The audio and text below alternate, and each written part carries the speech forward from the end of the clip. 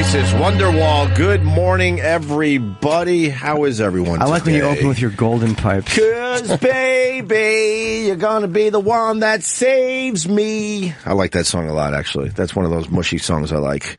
There you have it. Well, I'd like to attack you for being mushy, but I'm in no position. Why? Being that I was up last night. Listening to Adele like I was? I What? was not. No, I did not order the Adele Just kidding. CD. Relax. I did not watch her show if it was on. Yeah. I did, however, catch myself weeping a little. I shouldn't have been. What were you weeping over? I'd rather not say. It's an embarrassing thing for a man of advanced years to be weeping over. What was it? A song? No. Was it a film clip? Yes, it was. What was actually on? It was on TV? Yes, it was. What was on last night? Oh, Tony Romo. No, what did he Coming do? back. Oh, did he really? Oh, and they won. I think they won yesterday. What was it, Yeah, they did 24-14 over Miami? Mm-hmm. I was too busy watching my Jets suck it up. They really gave the fish a skinning. Was Romo even good? Yeah, he was. He was all right? Yeah, okay. he was all right. He got beat up, too. Yeah? They knocked him around. All right. I'm trying to think what Jimmy was weeping about. Was it about someone's personal struggle? Oh. Yes, it was. Why? You onto something, Eric? I know the answer. You do? I do. How do you know the answer? I read Twitter. Oh, Wait, shit. did I tweet this? Yeah, you did. I was- Unless you had two things that... I think that's the option. oh, no. I think there were two things. Oh, no, because the first thing's embarrassing enough. Yes, the first thing is very embarrassing. Oh, God, yeah, that one got me good.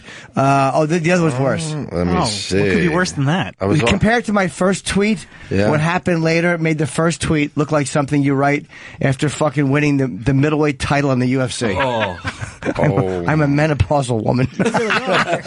I was off the Twitter last night. Well, later on in the night, anyway. Oh boy! Oh, this one. Oh, really? A little bit. I'm on your Twitter. No, really? A teeny bit watching. Actually, you know what? I'm not going to sit here in front. That shit makes me weepy too. Fuck it. It's the only time it's ever gotten me, but that's not what I'm talking about now. I just got That was teary. earlier. This is a Jim Norton tweet. I just got teary-eyed watching the dirty to clean room montage on Orders. I should be killed. Yeah, it was the principal who had a meltdown, and his daughters were there, and he was so hateable. Yeah. But by the end of the episode, I guess some students had written threats about him, and he was all freaked out, and he just became this recluse and this hoarder for 7 years. And at the end of it, he was such a drama queen. He was really annoying. But by the end of it, he did okay, and they show the rooms, and the daughters are having lunch with him. Oh, in a very clean living space. But I Googled it, and a lot of people thought it was fake because like the bottles didn't look dirty. They called it a little shenanigans. So I don't know if it was legit or not. But that wasn't what I'm even talking about. That was the cool part of my day. But you did get teary-eyed. The one thing about the Hoarders shows you gotta understand, 2 weeks after they clean up that mess, there's already some things laying around, and the process begins all over again. Those people are not cured. No, you hope that they go on the right path. No way. This guy had a lot of anger. All of a sudden, they just leave a couple dishes in the sink. Yeah. A couple days after the film crew leaves, there's a couple dishes in the sink, and then there's a milk carton left out on the counter. Fast forward 2 weeks, there's cat poo everywhere. Yeah, exactly. He's hanging his own feces from the chandelier. Yeah, exactly. Wondering why no one wants to talk to him. Right. I love the Hoarders shows. I haven't watched it in a while. It makes me too annoyed. I get annoyed. I'm too unempathetic. I thought that show was off the air.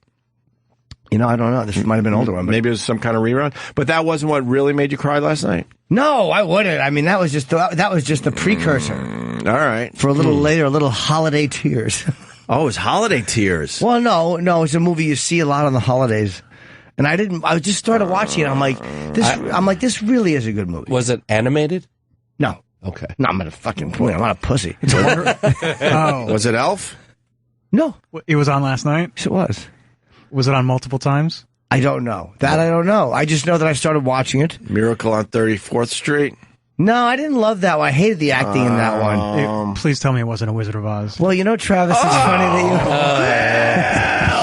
you... It's funny that you say that. What part of the Wizard of Oz? I went and started to watch it, And then I just decided to go get a golden shower. And then I came home. A what? Nothing, just one of those things you do close to midnight. And I came home. Wait, a golden shower? What's that? I just, you just want to get thirsty. Donald Trump allowed you to take a shower in his yes, apartment that exactly we saw in 2020? That's certainly it, yes. Golden shower. Golden faucets or... No, just a delicious... So I'm watching the... you don't want to talk about the golden shower part? There's really not much to talk about. Let's just say it was satisfactory for all involved. No, surprisingly enough, that's not the most embarrassing thing. You're right. What a weird night. At the end of it... Hoarders, golden shower, and then Wizard of Oz? Yeah, and the Wizard of Oz I'm watching at the end. Because I'm watching it and I'm just thinking like, all right, that's 1939. For some reason, the year... Can I raise my hand and answer your question before you say it? I thought you were Zig Heiling. I was going to hug you. Okay, yes. Because you get depressed when you realize everyone is dead. At times, yeah. And did that make you weepy? No. Because pretty much everyone from the Wizard of Oz is dead, except for one. I think one midget is still around. Is there one of them left? One guy? One little I think one people or person or... I don't know. Sorry. That's okay, but it was really it is a great movie. Like, even though I only watched 15 minutes of it, it's like I'm watching it like, all right, it's this thing that you see your whole dumb life. But it's actually a good movie. It's actually like, for considering by World War II, it was already a well-known film. Like, that's how fucking old this film is. That's pretty crazy, yeah. So anyway, it's just at the very end when she's going home. I don't know why. I was just like a little teary-eyed. I'm like, what's wrong with me? I'm like, I really am a fucking homosexual. I'm watching Judy Garland around the holidays getting misty-eyed. Well, yes. I couldn't There might be something there. Believe it. It was when she was just telling them she's going to miss them and she's going home. I'm like, what the fuck is wrong with me? First of all, I've seen this 100 times. Everyone has. Yes. It never does anything to me. Maybe I was just a little sensitive boy yesterday. Or maybe you had something in your eyes from the golden shower. Yeah, yeah, it's true. You'd hope none was wasted on my eyes. What the hell, man? So that was my evening. That was at like 12:30. I was like, I'm going to watch the rest of The Wizard of Oz. Yeah. I wanted to finish the film. My evening was just laying around in and out of sleep, dealing with a head cold all weekend. Oh, boy.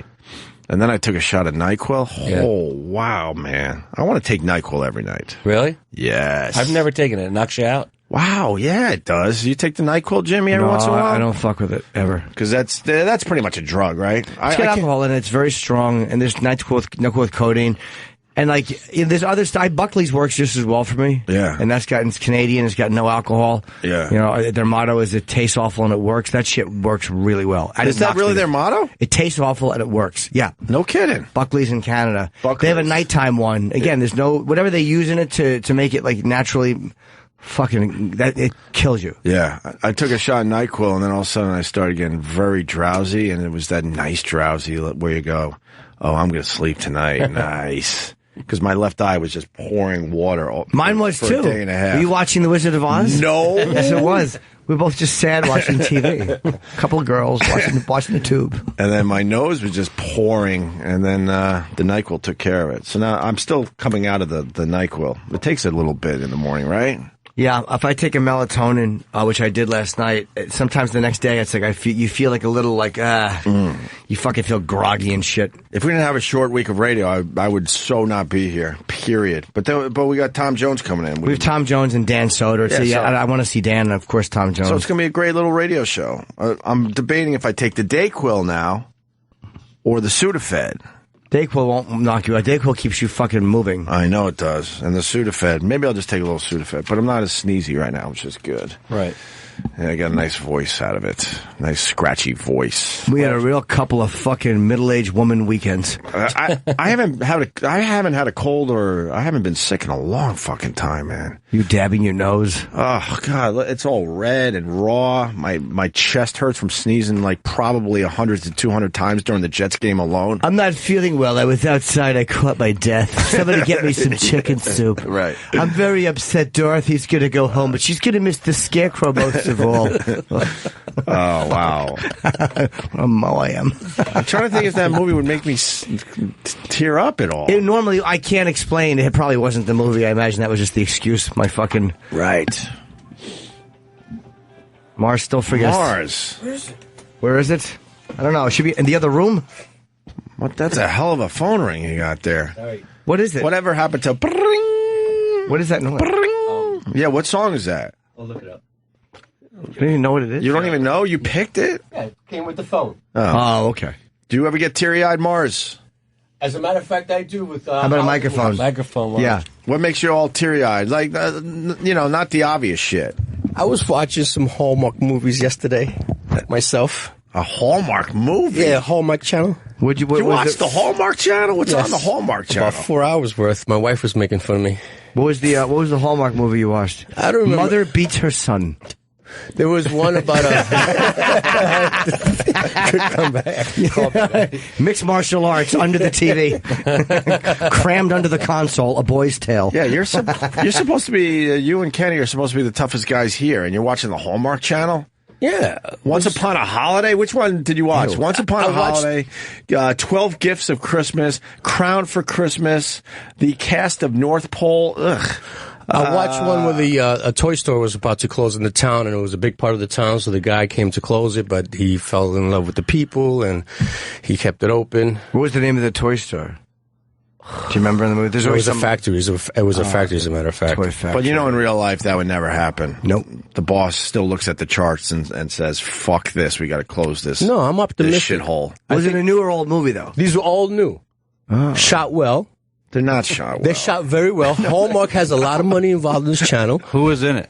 Usually they got like these are stars that Charlie Sheen. It was really unknown. weird. Was it Once Upon a Holiday? Once Upon a Time Holiday, I did see. Yes. What was that one about? I believe that was the one with let's see, there was one with oh, there was one about a woman that's advertisement agent, and Asian, okay, and she was too much into her job and everything, right, and letting people down and making promises and lying. So she, her niece went to Santa Claus, who was collecting money for the Salvation Army, and asked Santa Claus to have her not lie anymore. So it was like liar, liar. So Santa Claus, she basically said, my aunt's a compulsive liar. Correct. Can you fix her? Mm-hmm. And what did Santa Claus do? Fixed her, but choked her.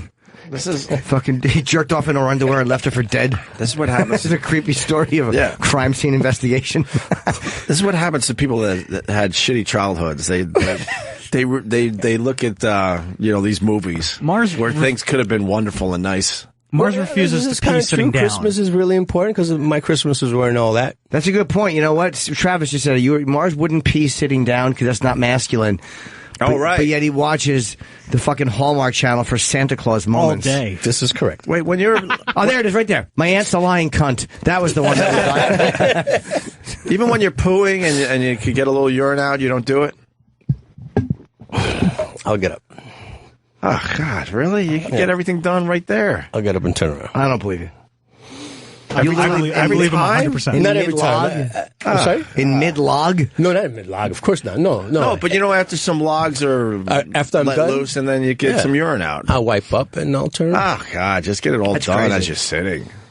I don't know why I do it. I just do it. I don't know. You probably got called a sissy once as a kid. That's what scars people. Someone calls you a faggot or a sissy when you're a kid, or they say that you're a girl and you're doing something, and you're like, boy, that's never going to fucking happen to me again. Yeah. Dad used to call me sissy a lot. Yeah? Mm-hmm. Your dad called you a sissy? A lot. Mm-hmm. What a fucking prick. Well, no, come on. He was a kid. Dude, let me tell you, I used to... I don't even know this. Is he around still? Not in my life. Why did he call you a sissy? Hold on. Let's see what that might be right here. What'd you do? He was watching Hallmark all day. He used to tell me every day 3 things. What? Either you're gonna suck dick. Either you're gonna grow up to be gay, you're gonna grow up to be a convict or drug dealer. I mean, drug addict. Why does it have to be or? Why can't why can't you enjoy all 3 of those activities? Why can't one help the other? And why wouldn't he give you a 4th option as something to look towards? Exactly, like a tough guy who watches the Hallmark channel. That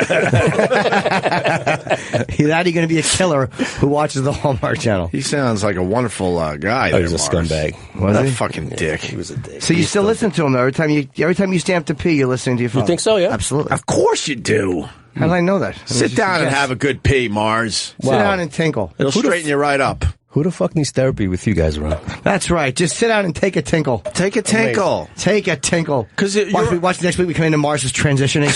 My God, You changed it. You were right. Dad was right.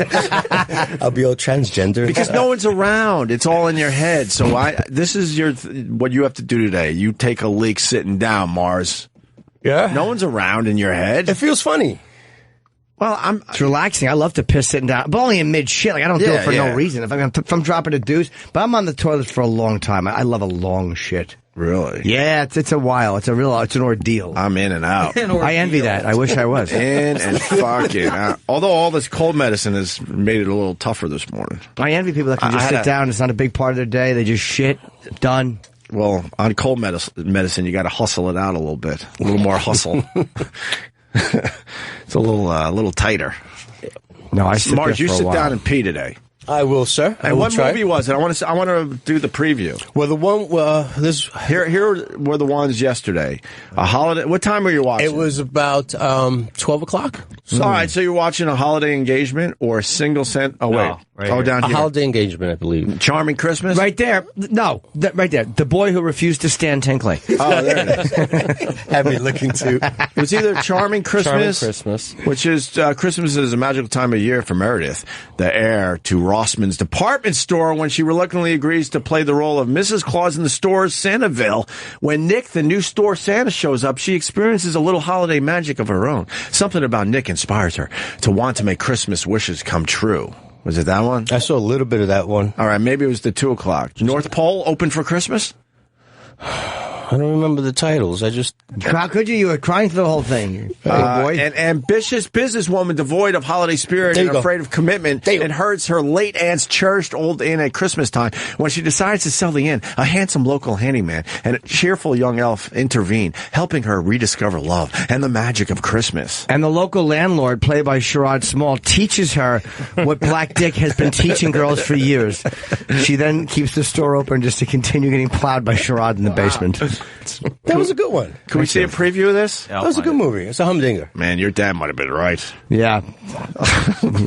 Why are you watching this shit, Mars? This is for girls. That's my feminine side. I don't know. This is for soccer moms. That's the soccer mom channel. Listen, I got it from my wife too, okay? She was making fun of me. Don't be afraid to let those tears out, Mars, because if you cry watching this, you won't road rage and fucking choke somebody to death. That's why people road rage and don't kill somebody. They don't have these little moments. That's right. These little release. Tear moments, a little release. Absolutely. Oh, gosh, your fucking gingerbread fucking house was killing me. That's what you need once in a while. God, your dad was a dick. I'm so mad. Oh, yeah, he was. Yeah. He didn't give you a fourth option? Some hope? No. He should have gave you a little hope. Nah. It's either going to be these three things or, figure this shit out so you could do this. Right. What was it that made him say you're going to be gay? Like, there had to be something you were doing. Like, you remember when Aunt used to talk about playing with dolls and his father would go, like, Ro, he's a fag. I used to cry a lot. That fucked him up. But they weren't dolls. No, they were little puppets, but that fucked him up. Yeah, they were puppets, but his dad said they were dolls. Your dad calls you fucking gay, it fucks you up, man. It was because I used to cry a lot. Why would you cry a lot? Because he had a shitty whole life. Man. But but it was because he had feelings, yeah. Yeah, he was a scumbag. He used to cry a lot. He used to insult me and offend me on a regular basis. And he probably thought because you couldn't take your mom when she was beating the shit out of you. Right. He would never hit me. She would. Yeah, you would battle it out with your mom. We've heard the stories over the years. So he would call you gay all the time because you were crying. Yeah, because. But what would you cry over? He would hurt my feelings, tell me I'll be a nobody or whatever have you. He would just tell you that you're nothing. Yeah. What was he? Nobody too. He was a maintenance guy. But he was a bodybuilder. I think I told you before, he was a bodybuilder. He was a really big guy. Right. Very full of himself. Very, looking in the mirror, and no real man is... Anyone that does not look like me is not a real man. That was his motto. This is what a real man looks like. And he would be in the gym 6 days a week for hours. Did he ever meet John Travolta, you think? Good question. One of those guys. You think he met John Travolta, if you know what I mean? Yeah, I know. It's called meeting John Travolta. Yeah. I thought about that, but if he was, he hit it really well. He was really into women. Is he alive or no? I think so. I haven't spoken to him in a long time. But I don't think he was gay. I think he was very, very, very hetero. Maybe, yeah. But that was the deal with him. So he was a dick. Oh, absolutely. Here's the preview of the Hallmark movie that Mars was watching and getting teary-eyed over. I thought Jimmy and the Wizard of Oz was bad. This is fucking... That was Platoon compared to what Mars was watching. Exactly. I swear I wouldn't even know where the Hallmark channel was on my cable system. What channel is it? I have no idea. Yeah, you do. It's the Hallmark channel. Yeah. It's between OWN and the boxing channel. Do you DVR all your shows? No. Just record the Hallmark channel all day long so you don't miss any of these? No, you got on Christmas demand. classics? On demand. I want to see what Mars was watching while he was DPing his own hiney with carrots and cucumbers. Let's do this. This holiday season's most highly anticipated movie event. Lori Loughlin, Dermot Mulroney, and Bailey Madison in a special world premiere original movie. Commercial. What do you say to another special mission? I'd be totally ice. North Pole, open for Christmas. That's good. I missed that chapter in the beloved North Pole Christmas story. I've got a plan. This is more important than you know. Magical. I can do this. Sensational. I'm going polar. Journey back to North Pole for the must-see holiday event of the season. The moment is now. Don't miss it. Destined to become a holiday favorite. Happiness isn't a destination. It's the journey along. You say I've said that before. Welcome back to North Pole, Mackenzie. That looks so much fun. Open for Christmas. Do you know, I played Santa one time. You see that production? You see that production? Yeah. You see that camera? Look, get out of here. It's good stuff. That was horrible. I played Santa for a Tonight Show sketch that was so bad it never aired. Really? It was such an awful sketch. I was talking to kids, and it was fucking terrible. It was my fault. I didn't do a good job. And then last day, the morning of, we were going over it in the fucking edit room. Yeah. And I'm just like, they're like, no, it's all right. I'm like, it stinks. Yeah. So we actually just fucking threw together something where we just did some question thing with me and Jay in sweaters. It was which turned out to be okay. Really? It was terrible. Oh, we got to find that footage. No, I don't know where. I've never lost seen footage. it. It was so bad, dude. So terrible. Mars, that was the movie you saw, though?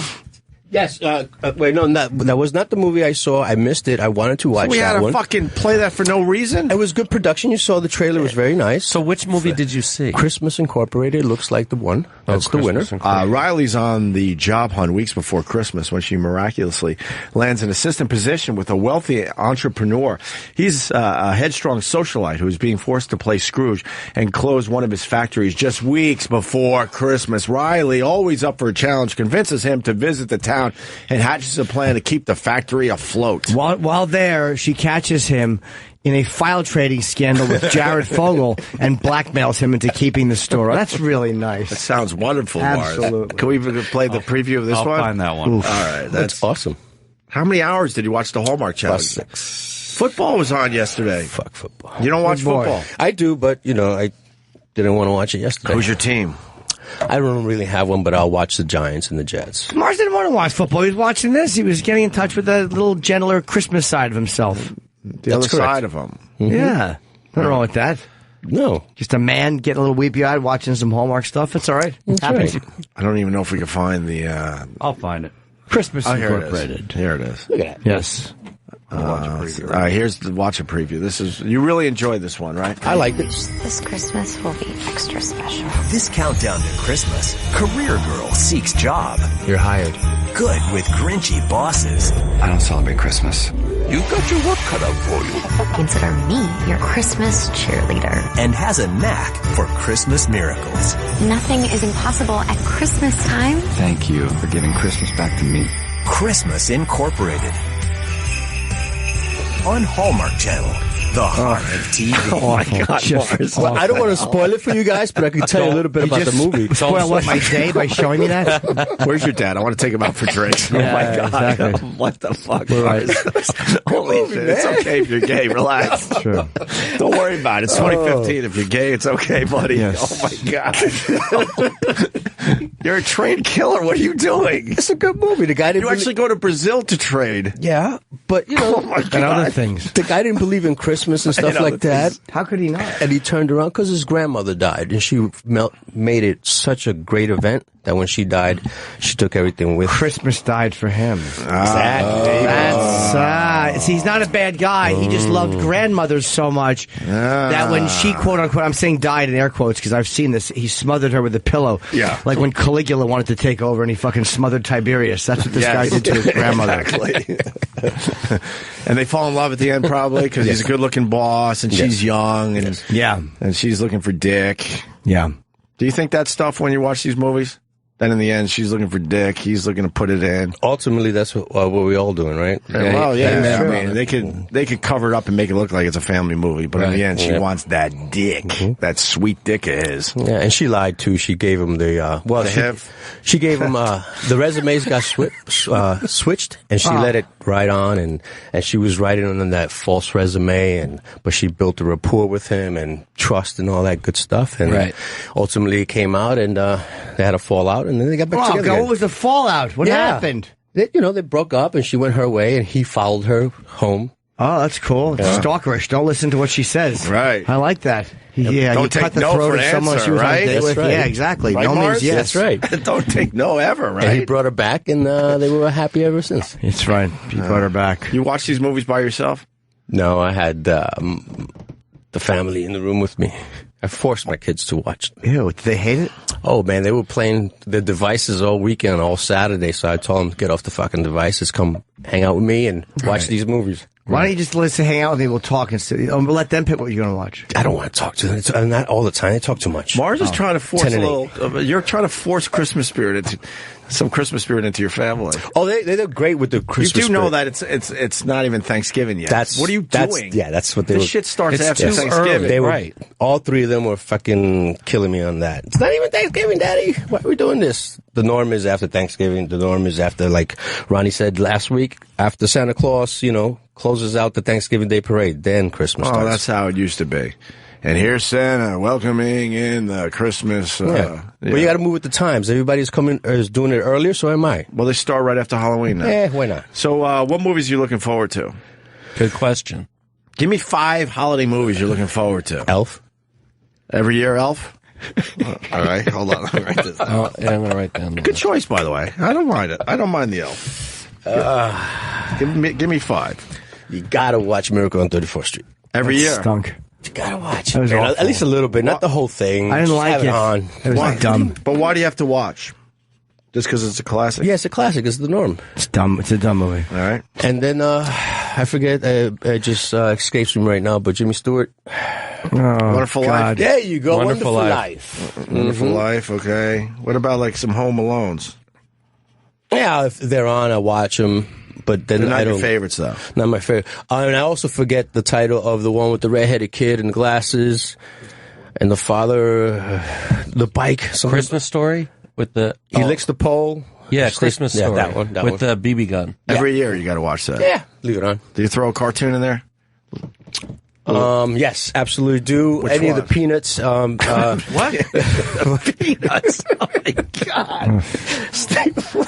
I actually watched an old Peanuts, the Great Pumpkin, with my kids because Peanuts are becoming hot again because they got the new movie out. I remember liking that growing up, and I was watching this thing going, God, does this stink? Doesn't hold up. Did you watch those old guys? How about the new movie? Did you watch that? Not yet. It looks great. I watched Great Pumpkin, Charlie Brown, and as a kid, this bothered me that all the parents in the neighborhood gave Charlie Brown a rock. Like when I was a kid, that really bothered me. Why? Because that meant all the parents went out and decided that they're gonna not give candy to that one kid in the town. Because and he was an asshole. they all hated him. He wasn't an asshole. Charlie Brown wasn't an asshole. He was an asshole. No, he wasn't. He was picked on. Yeah, and then he was an he was asshole. called a sissy.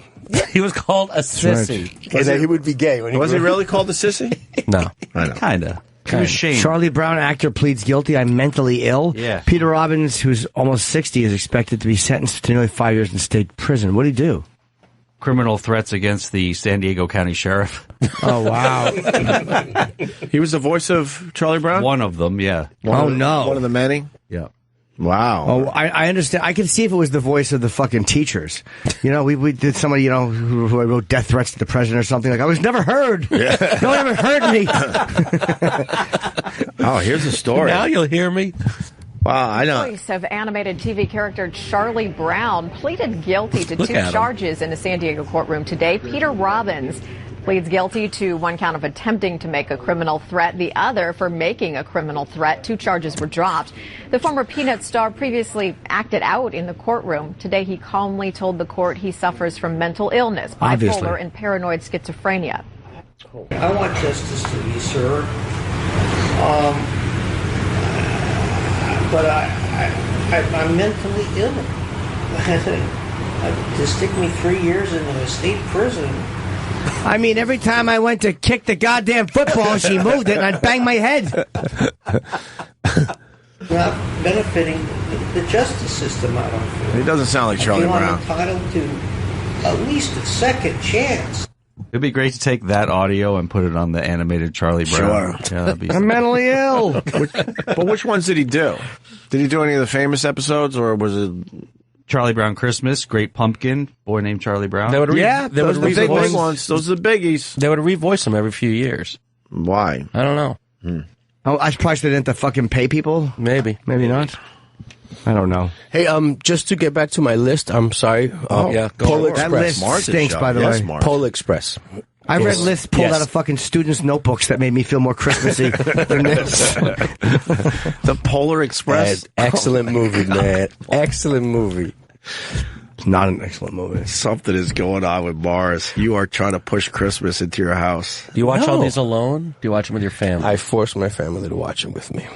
Mars is just trying to have a better little family thing than, you know, he wants to be a nice guy and have a nice Christmas instead of his shitty, you know, but being called a fag when he's a kid. But why don't you try to make it more of a natural thing? It is a natural, more like organic thing. When I say I force them, I don't like yell at them. I just, you know, they want to watch it as well, and I, you know, persuade them to watch it. That's all. You guys all put on your Christmas pajamas? Why are you looking around?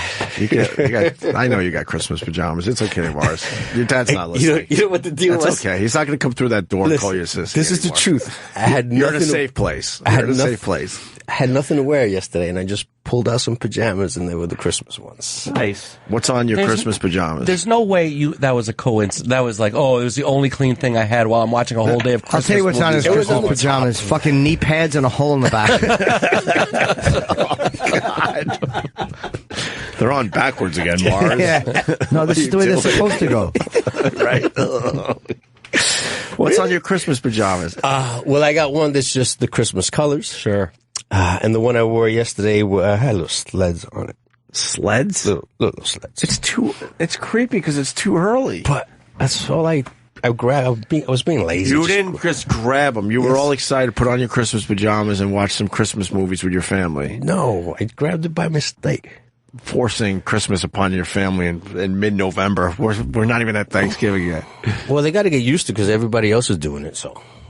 What, watching Christmas movies already? Well, starting Christmas before Thanksgiving, so. Why are you fiddling with the wires? What's going on? Because I like Christmas. He's moving around. It's okay to like Christmas. I love Christmas. He's pacing over here. He's fidgeting. It's just tough. It is tough. Christmas is a wonderful time of the year. You look troubled, though. It's too early for Christmas pajamas. Because I was never even going to say anything like this, but this one picks me up, it picks on me on the right time.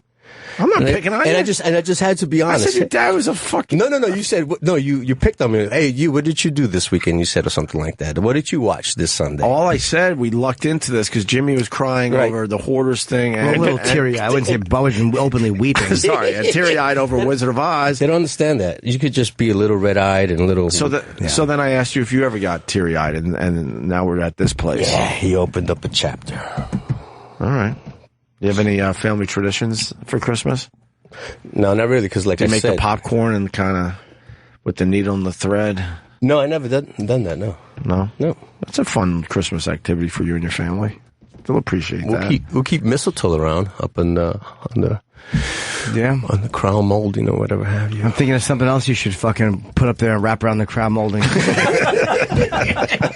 Make your dad real happy. Yeah, exactly. I knew it. I heard a ladder tip over. Why are Daddy's feet swinging?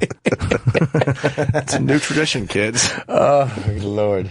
Daddy couldn't get over his daddy. I'm going to put a fucking tree up this year. I think I want one. You never have? No. Put a real one. Nah. Come on. See, that's another thing. I go real, Mars. Real. That's it. It's a pain has to clean up in early January, but it's a murder. Then again, It's a murder. Mars probably doesn't take his down until at least February. No, January 6th, after Three Kings Day. Is that a Puerto Rican holiday? It is a Hispanic holiday, yes. This is it. when the Three Kings came and bestowed Jesus with some gifts. Wouldn't that be just Christmas? No, because Christmas is the day he was born. So you have to wait for the gifts? Yeah. No. You get gifts on Christmas. Right. Don't get me wrong. Then you get more gifts. Yeah, but the gifts represent the Three Kings. I always thought. Well, we don't wait for the actual day that the Three Kings finally made it there on their stupid camels. Neither do we. We just get additional gifts. Oh, really? That's what I'm saying. You get some add-ons. Yeah. Nice. Yes. My kids love it. I don't mind that. No. Anything else you want to ask Mars about his Christmas? No. You think the Three Kings pee standing up? What if you found out they sat down and peed? Well, then back in the day? would you feel comfortable if they did it? You know what? I don't know. It's a reflex I have, I guess. I don't think I will. But I think Justin has another question for me, no? Mm-mm. No? Okay. No, we're good. Yeah. Wow. All right, Mars, Okay. we learned a lot today. Loves the Hallmark channel. Great channel. And then in between, he's like practicing MMA. This is so strange to me. And he doesn't really like football. Thanks, Mars. You never disappoint. You said always wrong. He never disappoints. There's a lot going on in that guy's head. I love it. All right. As Mars is talking, I'm just kind of looking at this fucking Jack Kennedy's love affairs, his love letters to this fucking Swedish lady that are going to be auctioned off. Life was so different then. Fuck everything. Where am I looking? I gotta look at page 27 of the Post. This woman, her name was Gunilla von Post. Yeah. I guess right before Jackie and him married, he was having an affair with her in Sweden, and he's writing her these love letters. And was he already with Jackie, but they just weren't married yet? That I don't know. Okay. But he's trying to see her. But just the idea that he's writing something like, maybe you could send me your address in Bastad, where you shall be. Like, he's trying to get her to send the address. And like, she had sent him a photo, and he's saying, you look well. And they said it was a photo that she had sent him after many requests, which means by letter. It's like literally that's all they were doing is just texting slowly. Like there's nothing different now to then, but the immediacy of what we can do now is just kind of stunning me as I'm looking at this. Like how long it took to get shit done. Right. The earliest letter in the current lot, dated 1954, reveals JFK's attempt to meet up in Stockholm. Is there any chance you shall be there? As I would like to say hello. That's why everything people say, wow, we stayed together back then. It's because it took fucking months to get anything done. Well, you know what the hello is all about. Yeah, he wanted to stick his dick in her Swedish mouth. There you go. The trip was canceled for spinal surgery, but he tries again in 1955. Perhaps you can make me a reservation, he writes. I'm anxious to see you. You know what that means, right, Jimmy? Yep. He wanted to have dinner. He wanted to make a reservation at the Y and then flip her over on her stomach and eat dessert at that chocolate place around the corner. Boo. Wanted to do a little fucking ass eating. She's pretty, though, man. She's all right. Is it not strange after all these months? Perhaps at first it shall be a little difficult, as we shall be strangers, but not strangers. You know what that means, right, Jimmy? That's right. Like, I haven't fucked you in a while, and we don't really know each other that well, but for Pete's sake, I'd like to. She looked like Mimi Beersley, by the way, or maybe that was just the look. But look at all the photos of Mimi Beersley. That's what Jack liked. He liked that fucking look. It is a long way to Gunilla. It is worth it. What's Gunilla code for? That's her. Oh, that's her name? Gunilla? That's her name, yeah. Long way to Gunilla. Oh, all right. The next letter opens with Kennedy reporting that Von Post, what is that? Looked well and happy in a photo she sent. Her name is Gunilla Von Post. Oh, okay. Sorry. Yes. I should have read that Von part. Post. It was Patrice's ex on Twitter. Jack Kennedy was... All right, the next letter opens with, sorry about that, with Kennedy reporting that Von Post, this is the broad, looked well and happy in a photo. she sent him after many requests, and saying he will be in Sweden. Send me your address in Bastad, where you shall be, it says. Wow, he wants to go right to the door. But they're saying that the whole thing continued after Jackie and him got married, and he was going to leave Jackie for her. Like, you know, this woman would have been fucking scooping his brains off the fucking hood if he had gotten his way, but his father stopped it, and then, like, Jackie had a miscarriage or something, so he didn't do it. But I'm always fascinated with people who, like, fucked him and had to watch him be assassinated. Like, this, I never knew who this woman was. Like, she saw that, like, fuck, man, that was, like, she probably really guy liked she was him. banging, yeah. Their affair, which continued after his wedding to Jackie, reached a head in August 1955 when the two spent a week together shacking up around Sweden, Von Post said in her 1997 memoir, Love Jack. The memoir, a copy of which comes with the lot, details JFK's attempts to end his marriage, like Jimmy said, and bring Von Post to America. Efforts that would be thwarted by his father, political ambition, and sensitivity to Jackie's miscarriage, like Jimmy said. The lot's final letter from 1956 was his last to Von Post. In it, he reacts to her upcoming marriage to a wealthy Swedish landowner. If you don't marry, come over as I should like to see you, it reads. I had a wonderful time last summer with you. It is a bright memory of my life. You are wonderful, and I miss you. What a great letter to have from fucking John F. Kennedy if you're a woman. Every woman wants a guy to talk to her like that. Yeah. Like every woman wants a nice letter from a man like, oh, my time with you is the floral scent of your hair. Yeah. You know, now I just send a picture of my fucking cock. Yeah, and I'm like, tell me you've had now. bigger. You know, I'm just a piece of garbage. Times are different. Times are different now. But I'm such shit. I'm such shit compared to the way these guys would communicate, man. Fuck. I don't know. I don't even know if the women want a love letter these days either. They want something in between. Probably, right? Yeah. A little romance in there, not just your fucking a picture of your helmet. Yeah. He really liked women with terrible names. He really did. Ganilla, Mimi. How about I stop over there and you smell my Swedish meatballs? He's trying to talk in code in case Jackie finds his letter. Ganilla. I've never heard that name before in my life. That's all right. Then you got a gal, the front page with everything happening in the world. G-Sting. Gal's hidden cam catches Panty Raider. What is this story about? I didn't feel like reading it. I just perused it, but apparently her landlord in her, it was $1,875 fucking a month studio, was sniffing her underwear or taking her underwear, and she caught him on, I guess she knew, like she, you know, people have a sense when someone else has been in their shit. Right. And I'm thinking she hooked up a little camera. Well, of course, when you put on the panties and they feel a little sticky, she's like, wait, something's going on here. Yeah. Oh, God, that was just horrible. Sorry. Why? I don't want to think what he was doing with the lacy bras and underwear, but everyone has theories. You know exactly. You don't need other people's theories to figure out what the guy was doing with your bra and panties. Yeah, of course not. I mean, everyone knows. I mean, he could have been putting them on. Like, a lot of times a guy will put on a fucking pair of panties. Doesn't mean anything. What happened there? A lot? Sometimes guys will put on a pair of panties. Doesn't mean anything. What percentage of guys you think have put on panties? I don't know. I'm guessing 100%. 100%? What? 100%. That means when did I do it? I mean, you might have. Sure you have. Right when a woman's coming over. Yeah, fucking girl's coming over. She wants to straighten you out. You put a fucking pair of panties on. So what? Is that how you meet her at the door? And do we put her in quotes? Oh, no, it's a her. For this story? No. No air quotes around the her. Okay. H-E-R. H-E-double-R. H-E-double-R. Fuck yeah. Got an extra R there. Natural born vagina. Fuck yeah. All right. She wants to see you in a pair of thigh highs, and maybe she wants to fucking tease your ass with a dildo. That's up to her. Go ahead, back to the story. Is that on the Hallmark channel? Should be. Should be. Christmas. That's right. An awakening, or whatever the name would be. An awakening for Jim. You know, whatever your name might be. Insert name here. That movie is simply called Home for the Holidays. Home for the Holidays, Yeah, exactly. A face full of pilla. Yeah. P-I-L-L-A. That's how you spell it. I feel like a goose in these on 9:30 Tuesday. She was obviously violated, but she's kind of stupid too, because I want to read this again. I don't want to think what he was doing with the lacy bras and underwear, but everyone has theories, and I'm sure not good. Of course that it wasn't good.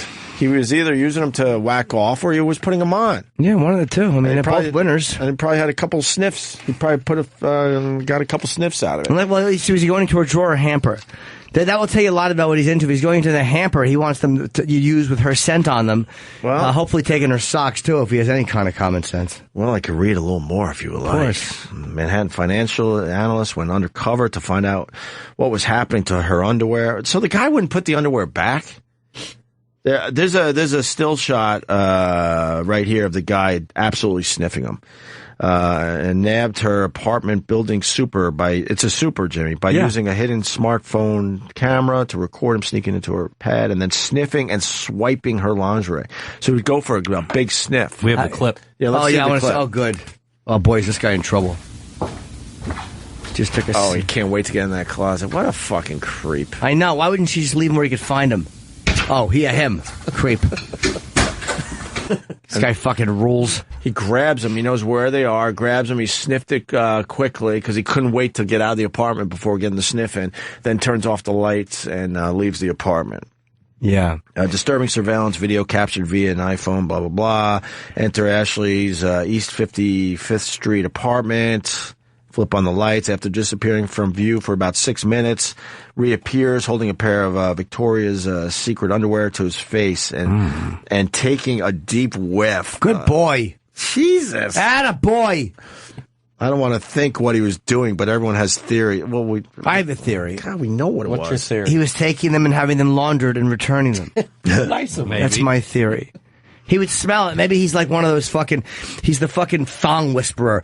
Like he could smell it. And he sensed I had ovarian cancer. With one sniff, he saved my life. He saved my life. He was just a really attentive super. Absolutely. He wanted to make sure that she was healthy and everything was good.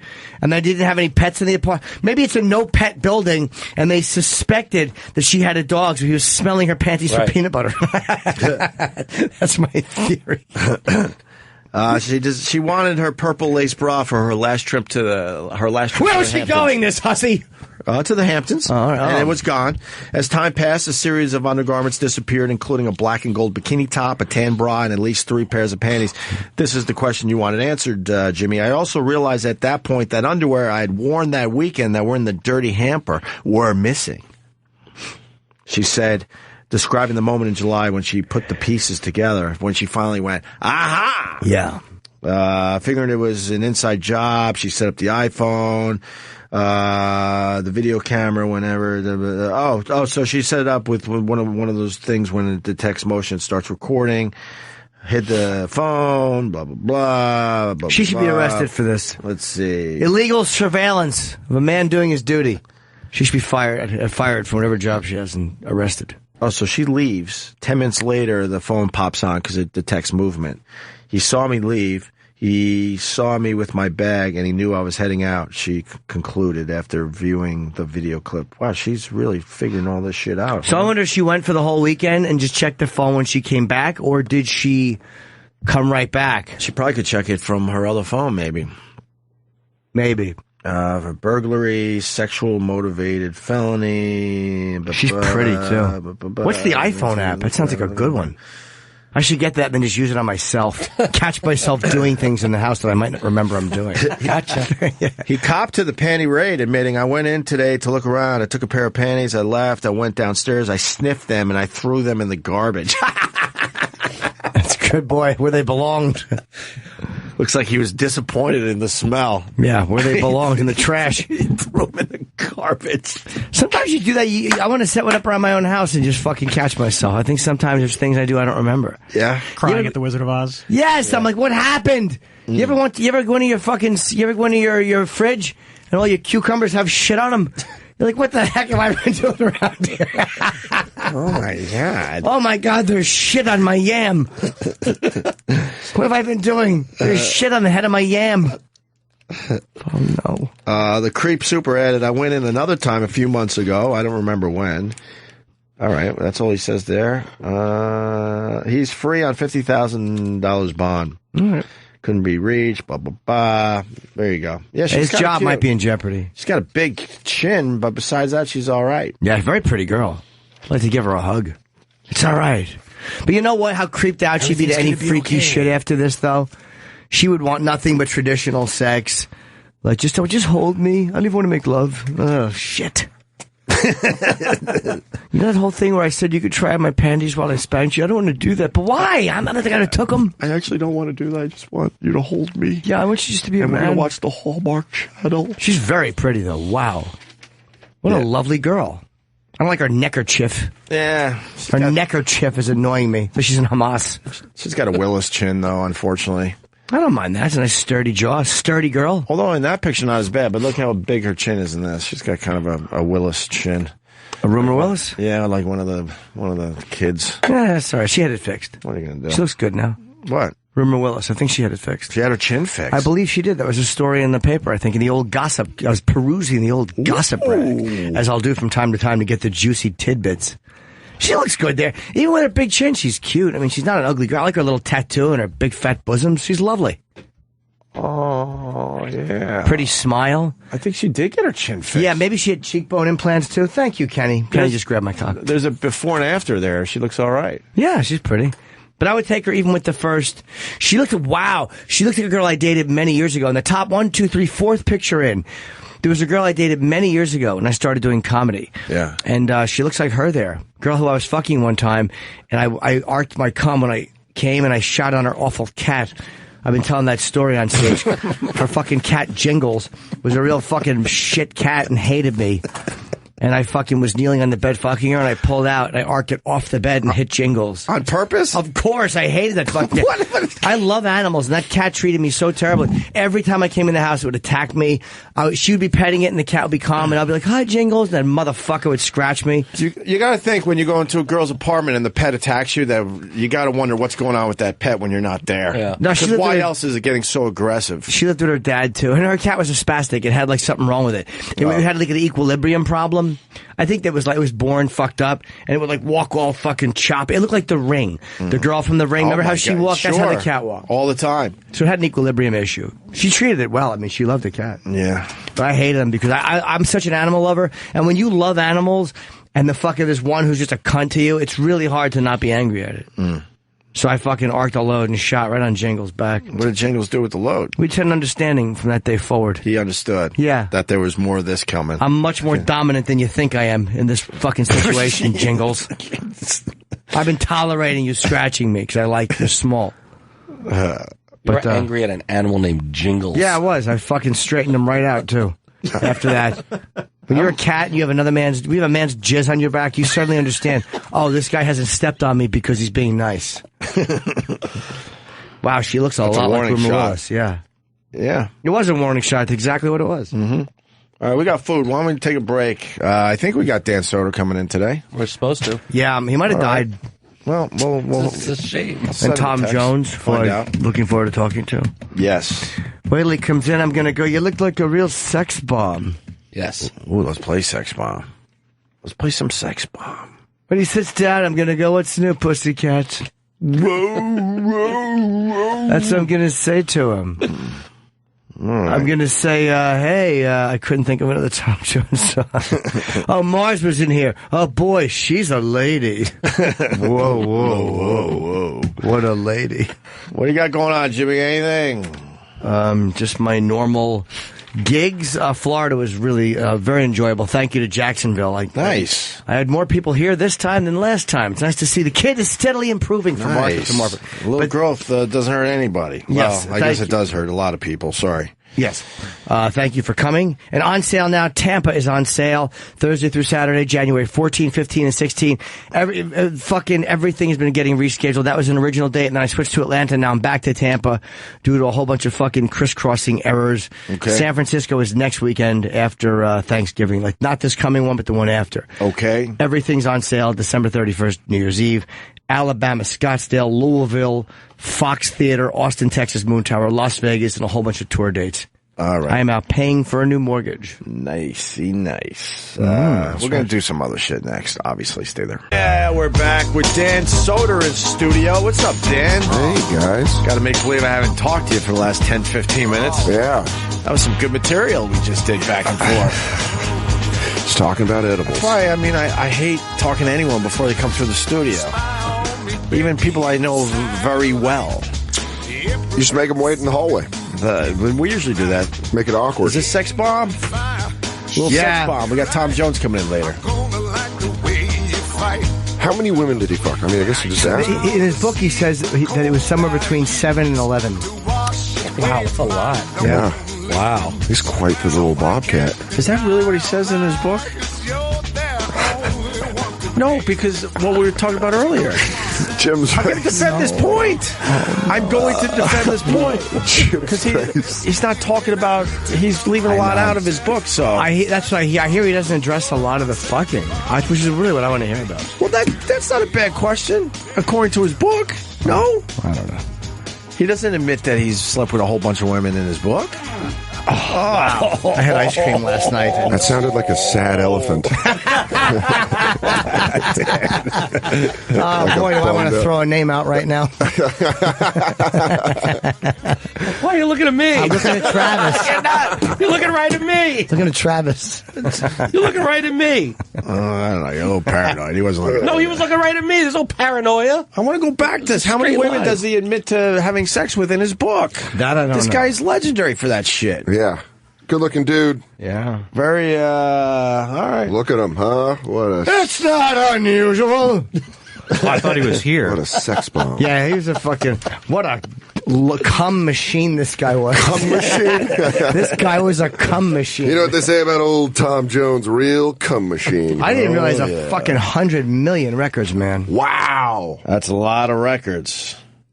Oh, look at him at 2 years old. The nice pictures in this book. Yeah, you gotta go to the middle. Stuff. That's when the tight pants come into play. And the women start chasing. That's when it starts happening? Yeah. There's a story that says that he slept with 250 women a year. Oh. In his book. That's a lot of women. That's almost like one a day with taking off some weekends for the family. Ladies, sorry, I got to take Sunday off. That's my no-fuck day. I want to know how many he admitted in his book. I don't know. I think that's... I didn't get through all of it just because I was away. I was working. My point is, I think he's left out a few things that he didn't want to really write about in his book. Well, apparently he's married to the same woman for many, many years. Allegedly slept with 250 women a year in his workbench. The cheeky name for his second dressing room on tour. He called it the workbench? Yep. I would never have that much dick confidence in my entire life. To call another room the workbench? Whenever you make it sound like it's manual labor, like your dick can do manual labor, there's no way I'd have that much confidence. I would call mine the shy broom closet. I would call mine the napping quarters. The catch up on your reading area. Do you have any emails to send? The I won't be offended if you text while I do this room. Do you want me to get another guy in here to probably do more work on you? Yeah, the I know black is better area. God. The I'll make you fucking Cuda wet area. Oh, yeah. That's just pure eroticism. Travis, why are you shaking your head? It's a terrible name, Chip. Okay. Can I tell you, I haven't been in here in a while. Yeah, what the fuck? Where have you been, you son of a bitch? Shows have been good. You have not been missed. Seeing Triple G, I was watching the Golovkin-Lemieux fight, and it was fucking awesome because they went to Louis C.K. in the audience, and it's fucking Chipper right behind him. That was it was the only time during that whole fight I cheered at the TV. I was like, Chipper! People thought I was an asshole. They're like, what the fuck is this guy taking a picture for? I had to. Oh, yeah, you tweet. I was so happy to see that. I tweeted a picture of it. I caught it perfectly. And when Tyson came in, he came in not long after that. He goes, he said to me, he's like, I saw you on HBO. At the beginning of the fight, but I don't think he knows who Chip is. So he probably just thought, like, what's happening to fucking... What was wrong with Jimmy? He thinks you smile like an asshole. And he's like, oh, boy, that was a bad moment for fucking dumb Jim. Yeah. And you're in that other guy... Oh, go back 1 second. Holy shit, what a fat fuck. What? You look all right there. No, I do not look all right. Oh, it was the early days of XM. I remember that picture. Where was the bottom left picture? It's Rich Shapiro's in today. He's in later, though, on fucking other channels. There's that one, and then look all the way to the left. That's our last day of shooting on Lucky Louie. Where? That's no, top left. That's me, Rick, Pam Adlon, and Louie. Wow. You really... You look like a crooked, like, independent wrestling promoter. And look how thin Louis is. Yeah, Louis really thin. And Rick looks the same. Yeah. Rick looks the same, and you look like you got something in your mouth. Yeah. You look like... That's very possible. You look like you have a lot in your mouth. You look like Martin Short in Pure Luck. when he gets stung by all the bees. And he's like, does it look weird? That's so weird. I don't remember Jimmy looking like that. I'm looking, I'm kind of silent. My body is facing the three of them.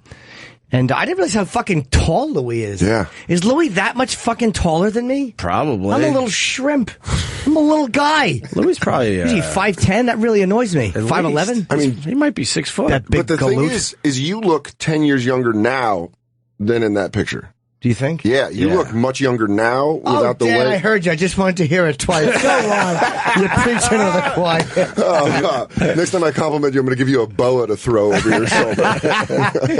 Yeah, that was the last day of shooting, man. I remember we stopped for that photo, and that was the outdoor apartment area of that. It's about 10 years ago. Yeah, man. 9 years? Fuck. 9? Was it 9? That was a fun experience. Yeah, Louis was really, really good to me. And he took me to my first boxing match. Was that your first boxing match? Louis is a good boy. Yeah, it was my first one. He called, because again, a lot of the time things I've done with Louis have been on the fucking phone call the night before. Yeah.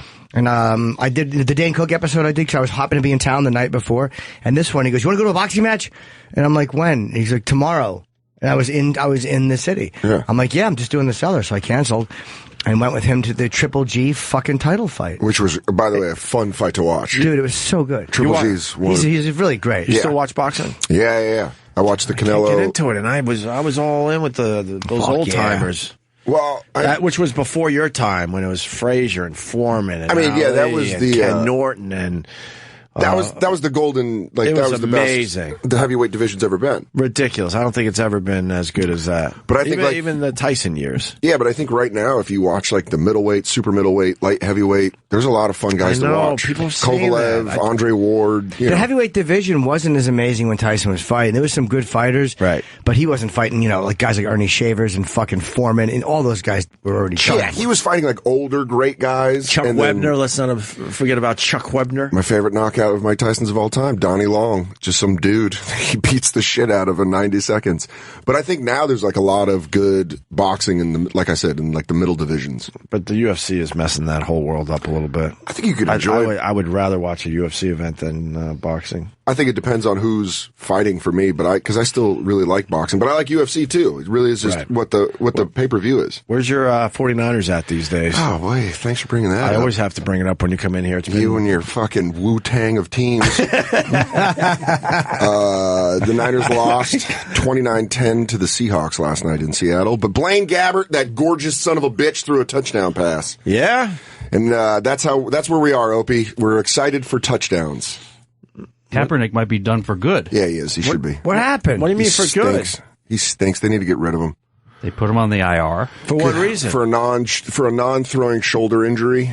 He had soreness in his left shoulder for the whole season. They're gonna deal him. What a bust. He's just not the right quarterback. I thought he was supposed to be a hot shot. Remember when your Miami Dolphins? Yeah, you're a hot shot. Oh yeah, I hear you do quite the impression of me throwing a touchdown, Mr. Hot Shot. Kaepernick was like when your Miami Dolphins used to run the Wildcat offense. Who's Miami Dolphins? Your Miami Dolphins. I only take a peek at the Dolphins. I told you that. You take a peek? A peek at the Dolphins and the Eagles. Are you a bookie? I got 3 teams, not 5. Dan. All right. Well, Opie's teams are 23-15 this season combined. Yep, good record.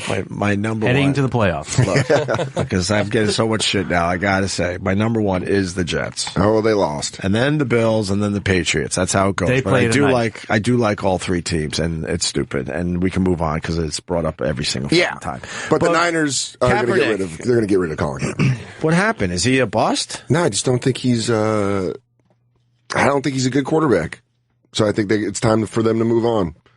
And they got a deal where it's structured where they can, give him away and not have to lose that much money right now. And that's probably what they're going to do. And you guys want him gone? I mean, as a fan, yeah. I think they tried him and it just didn't work. How long was he there for? About 3 seasons. That's a fair amount of time. Jim, and you always say this on your football radio talk show. A quarterback that runs sometimes is not going to be comfortable in the pocket. Yeah, sometimes they don't wait long enough. That's pretty much what I've said. I said, get back to old Franny T. And exactly. I remember your classic interview with Tom Landry. Yeah. Where you broke down the cover 2. And you tell it, Ben. I'm sorry. And I remember you looked at him right there and you said, Coach, much. A quarterback that takes a run step first will never succeed in the NFL. And I thought, you know what? James Norton knows more about football than anyone on this planet. I did. And I said, Tom, is it true that you dropped N-bombs while telling them not to spike in the end zone? We had a really interesting conversation. It was one of my favorite conversations about football ever. And he kept bringing it up, but he could punt and he could throw. I'm like, I know. I don't want to talk about Danny White. But they're muscle fibers. Yes. How'd you feel when they fired you? 31 years in, your final year on the contract, and let you go. What'd you think about that, Tom? I wanted to kill all of them. Yeah, you really didn't like it when old Jimmy Johnson came aboard, did you? I didn't like the hair. He was not happy about that? No, he was not. How'd you feel when Jimmy Johnson got rid of Ed Too Tall Jones? I thought he should have died. I don't know why he's Sling Blade. I don't know. That's what I didn't like the way He's just a boy. Yeah, shouldn't spike the ball like that. I like hats. I'm gonna find you if you throw the ball or if you don't talk to me about having sex with that boy. Don't you? That's one of all of his huddles. Yeah. Don't talk about having sex with that boy. Coach, we're losing pretty bad. Yeah, all the plays were Sling Blade plays. We're going to do the potted meat. Put some mustard on it. All right, we want you to run. The boy ought not to talk like that. Wow, Kaepernick has no more fully guaranteed money on his 6 years. Yeah, bye. $114 million contract. Bye. And he actually lost nearly $1 million in per game roster bonuses by going on IR. He just, I think a lot of the big problem with Colin Kaepernick was like he'd just throw a lot of picks because he couldn't read the defenses that well. What are the Niners at? 2-7, 3-6, somewhere around there. 3-7, 3-7. Okay, old 3-7. They're out. Well, yeah, I mean that was. But do you have a second team, Dan? Not really. I like to, if the Denver Broncos are doing okay, I like to see them do well. You'll do all right and look at them. Yeah, but they're in a different division. That's weird. To like not in the same. That is so weird. To not be completely incestual with your football. That is so strange. Why would you like your second team being another division? That really is like a guy from Appalachia being like, "You fuck out of your family." That's gross. You don't know where they been. So strange. Appalachia. What's it? I mean, Appalachia. Appalachia. I don't know. I tried adding some fanciness to it. Thank you. It might be his accent. You never know. Yeah, let's just blame it on my accent. I want to talk about this dentist in the West Village. What the fuck is this guy all How do I get an about? appointment with him? This guy's awesome. This guy, what? Well, he was spreading some HIV by putting holes in condoms. He was having, I think, rave parties in his office. At a dentist office? I think there's some pedophilia that was going on in there. Yeah, blah, blah. Everybody's always picking at him.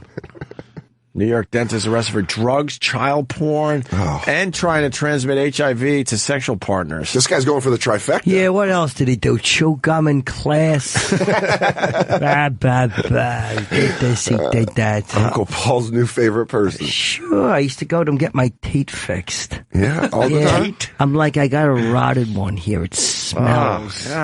It's gray and rotted out on the inside. Did he clean it out? Yeah, he would get in there and fish around. I'd be like, none of the kids want to kiss me. I go to kiss him, and they're like, oh, your saliva dries and smells on my chin, Uncle Paul. It might not be your shitty teeth, though. Yeah, I'd give him a good make-out Frencher. So you like the kissing more than anything? I like a good Frencher. Yeah, you wrap your arms around.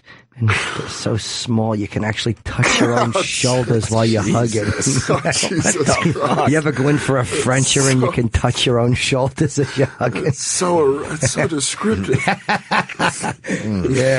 Yeah. Soda's getting a little bump in his jeans. Oh, my God. Yeah, these jeans are tightening up. Sure they are. It turns out that Dr. John Wolfe not only is HIV positive, but the charges include that he deliberately poked holes in condoms before he had sex. What a fucking creep. Yeah, he just with people to intentionally attempt to spread HIV to his partners. There's always that thought of him just like in a kitchen with a needle and all these condoms, just poking it. And Who says he did that, though? Where's the evidence? Let's see the story. Tonight, a Manhattan dentist charged with a series of horrific crimes involving drugs and child pornography. This is one of the worst cases that we've seen. Yeah, the FBI, right there, the FBI agent. This is one of the worst cases of entrapment we've ever seen. They're going to throw these FBI agents in jail. That actually is their defense. It really is. Really? Yeah. Of course it is. They was entrapping my friend, Johnny Wolf. Johnny Howells, we used to call him. Here comes the Wolfman. Johnny Howells. Sure he does, and the FBI goes in there and makes up all these lies about him. He's a good man.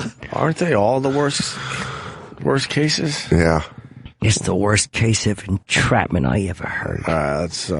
They tell you, oh no, look at these pictures, and you're like, okie dokie. That is exactly their defense. I'm not even kidding. Of course you're not kidding. You've been accused of the same thing. He knows this world. I know this world. Get in there, you. But he should work with the police. It's like they describe a case to him, to Uncle Paul. Just be like Blacklist. Yeah. Sure, but I'd throw him off the scent. They'd be like, what do we do, Mr. Hoggis, to catch these guilty parties? I'd say you send them all these images, and then you just close up the investigation.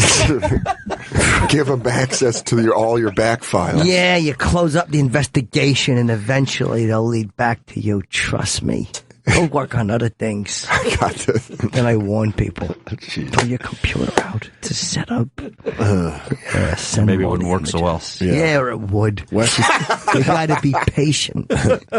West 15th Street. Worst cases that we've seen in a long time. Was I done talking before you hit play? The FBI raided the dentist offices on West 15th Street in Chelsea this morning. Eyewitness News reporter Rob Nelson is in Rob Nelson? Oh, that's a crime. Go ahead. That was me doing a chip joke. Yeah, I know it is. It says Rob Nelson. What'd you take from him? Worlds are colliding. Yeah, they sure are. It says Rob Nelson. Go ahead. This one with the latest, Rob. Oh, Diana, he was a respected and well-known dentist. Young dicks are everywhere. He is locked up. His private life exposed as this alleged mix of drugs, disease, and child porn. That sounds like a fun place. That's an Uncle Paul cocktail. Yeah, they're trying to rent that place. Now, look, you move in, you get some drugs, some disease, some child porn, and we're not going to knock money off your rent for that. It's a gift basket? Sure it is. It's a medley. Yeah, you get that after you have sex. I don't know what I'm talking about. I don't know. I'm just rushing before he hits play again. The front window gives a glimpse into Dr. John Wolf's 15th Street office, but it's a federal complaint that gives a glimpse into the allegedly dark, perverse underworld of the 59-year-old's private Boy, you life. never want to see that bunch of guys with Fabai on their jacket going to your office. Boy, you know you messed up when you see Fabai jackets. Oh, no. They're pointing at wires in the office, too. Oh, that's There's bad wiring in the news. ceiling. Oh, really? Whenever there's Fabai guys carrying boxes out, you're in Dutch. You never want. You always want to see him putting stuff in your office. Here you are. Investigate, Mr. Hoggins. Investigate. Oh, that's the worst when you come home. What's going on here? They're like, do you live at this residence? You're like, I don't know. Who's asking? The guy with the yellow on his jacket, the Fabai guy? No, I don't live here. I'm here to see Mr. Hoggins, but I heard he died. You guys should leave this stuff. I'll give it to him. Oh, boy. Wolf, whose office and home were raided today prior to his morning arrest, is accused of working with a drug dealer turned informant, exchanging dental work for meth and then using and selling the stuff. Even more disturbing, he's accused of viewing and distributing child porn, vile and even violent, featuring toddlers and infants. Jesus. Thanks to the work of Look at that shirt he's got on in the drawing. Wow. That's guilty just by that court sketch. No, that's the yellow one. That was the old Bumblebee shirt he'd put on, the yellow and the blue, and he'd act like a little bee. That's like a Jimmy Buffett fan. Got caught for fucking diddling kids. He's wearing his Tommy Bahama. Yeah, he's like, cheeseburger in paradise. Yeah. I got caught looking at boys. Yeah, that's such a fucking awful shirt. Yeah, and then they get down there and kiss your little bottom while Margaritaville's playing. They had to find an undercover guy with shitty teeth to get this sting operation going. Yeah, that was the interview process. Right, let me see. You'll work. Why? Your mouth is in shambles. Yeah, we're looking for someone with a rotting mouth. Pretend you're a child rapist who does meth. Really? I want to go for the guy who seduces the ladies. I thought I could be more of a sexy secret agent type. I came in here to be the leading man. No, you're going to have to look at a lot of tiny penises. geniuses. Yeah, you go in there and you take those rotting teeth. Let him fix. Could he fix the teeth first? No, you can't actually get the dental work done. We want to bust him right as he's about to finish the dental work. Or maybe he was holding back until his teeth were fixed. Good point. They keep asking him. He's like, not ready yet. I don't got enough yet. Almost done. Almost there. Guys, I think we got a capping on Thursday. Maybe on Friday. Yeah. At least let me get a few crowns, please. These Jesus. He literally poked holes in his rubbers. Wow. What a dick. And an undercover FBI agent. The complaint also reveals Wolf is HIV positive and would even puncture condoms to intentionally infect his sexual partners. He's also accused of taking part in underground sex parties throughout the city that included sex with animals. What? This is like his ex-wife wrote this news story. Like this is like a fantasy hate news story from like a woman he fucked over. He's ordering everything on the menu. Yeah, boy, this guy's greedy, isn't he? Jesus. Give me one of everything. What do you guys got back there? Some bobcat? God. I mean, that's just wrong. Sure, we've all dabbled a little bit. Yeah. Variety's the spice of life, You're Uncle playing Paul. turkey foot. You're licking those little feet. You hear the giggling. You put an eel in your hiney. Who hasn't done that? Have the eel slither in my hiney. But no, what about mammals? No, it's disgusting. What kind of animals do you think? An eel only for me. For him, who knows? Little lizard. A gooey duck clam. New York City, you got to go dog. Yeah, probably dog. I would say he's in Chelsea, it's probably rich people, like Illuminati fuck parties. So maybe it's like a sheep. Maybe they bring in a sheep. Oh, all right. A softer It is fuck. underground. It is. Underground sex parties. Underground sex parties. Let's push play in this. Admitting to drugging one man in order to sexually assault him. There are concerns tonight that there are additional victims and that some of Wolf's underage patients may have been videotaped right there inside his office. He has also allegedly admitted to hosting sex parties in the office basement. God. Wow. Now, just a few minutes ago, outside the federal courthouse here in Brooklyn, we had a chance to speak to the doctor's defense attorney, and here's what he had to say. He's the one swinging from the rope. Just 2 feet in the background of the news story. As we read the charges, he was stringing up a rope. That provided him with the websites that are the websites at issue. And, you know, at some point you have to ask yourself, when does the government go too far? Have they gone too far here? He's got nothing else. Yeah. You can't even fault the attorney on this one. The attorney's like, well, I mean. How about not talk? Did you guys, I like him talking to the press like they're friends. Did you hear about the animal shit? Jesus, I got to cover that. Oh, boy. Jesus Christ. And then they're telling him stuff. Yeah. Poking holes in the and he didn't do that. Like they're catching up at a hair salon. He did. Oh, my God. No. At work? I thought it was just the kids he was fucking. The dogs, too. I got to go to my office. This is going to be, I got to call my wife. And this guy, he's asking for questions of the press. Did he infect any dogs? I just, come on, guys, brace me. Does AIDS go from humans to dogs? I mean, now I'm down this whole wormhole. He has mammal AIDS? He wasn't fucking puppies, too. Yeah. The AIDS thing isn't with the animals, too, was it? You ask any of the other lawyers. I do not like puppy mills, nor do I like puppies being fucked. Absolutely. The adult dogs is bad enough, but for Pete's sake, the young dogs, too. It's just no good. Why would you appear on camera? I don't know. You know your client's fucked. Why would you talk to the media? Yeah, this guy, there's no way this guy is not guilty of something. Yeah. Of a few of these things. They don't get all that wrong. Yeah. They might get some of it wrong, but they don't get a little bit. Kids, animals, AIDS, and meth. It really is. Even if 25% of that shit is true, he's in trouble. Yeah. That's like, if you put that in like a book or a movie, you'd be like, no one would do all that shit. This is like every character I've ever done. Yeah, this is a CSI mashup. Right, this is just dumb. All right, let's get to the end of this. Now, basically, his lawyer went on to say he believes this is a case of entrapment. He believes his client does have a serious drug problem, but basically saying in terms of the child porn, it was a setup by the government. Either way, we're in the very early stages of this case. Dr. Wolf will be back in court Tuesday for a detention hearing. He will remain locked up until then. That's it. Does do a good crown, though. I want to see this guy's crown work. I want to see the undercover's mouth now. Yeah, are they going to release if he does good work or not. Wow, that's fucked up. What a bad guy. This guy he just did it all, though. Yeah. He's a piece of shit, but as far as being a piece of shit, he's like the best piece of shit. Yeah, you got to say he's a Renaissance piece of shit. A real jack of all trades of a real fucking piece of garbage. Wow, yeah. Yeah, I mean, Jesus.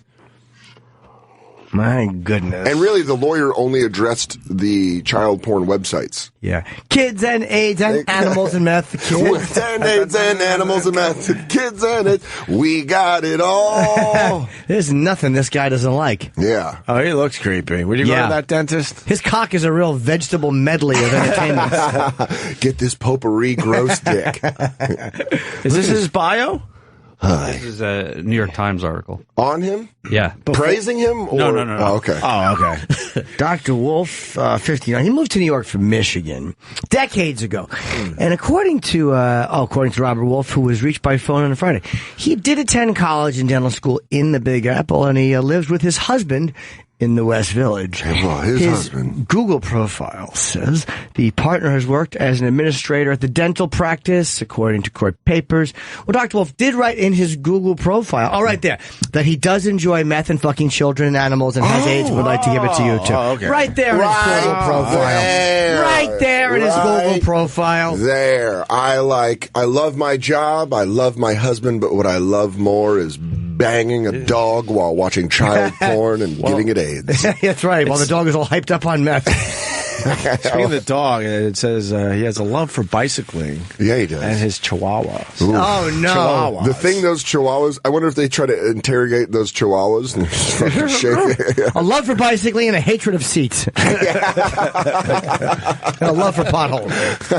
Federal agents found meth and a flash drive filled with 246 files. Jesus. Mostly child porn. That's all he got on that one? Jesus, what kind of was a flash drive from 1984? The first flash drive? Yeah, it was that fucking flash drive they were loaded onto that Pan Am plane in that photo. They found a floppy disk. He had an A drive with a picture of a boy's ankle on it.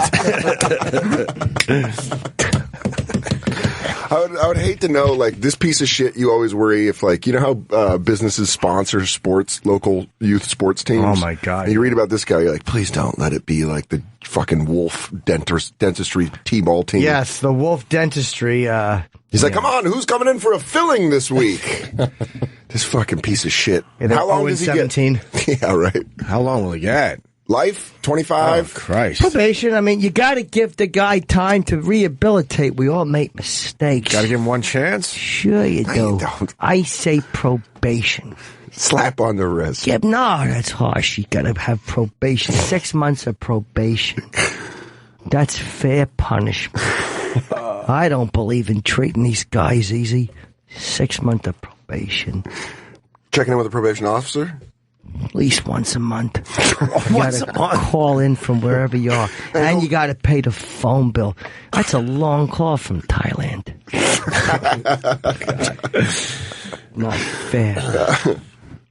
Yeah, he's going to get 25. 25 to life. You want to make bets right now? No, he gets probation. Probation. Uncle Paul's got probation. I'll easily take that bet. He's going to be going away for a long time. Yeah, damn unfair if you ask me.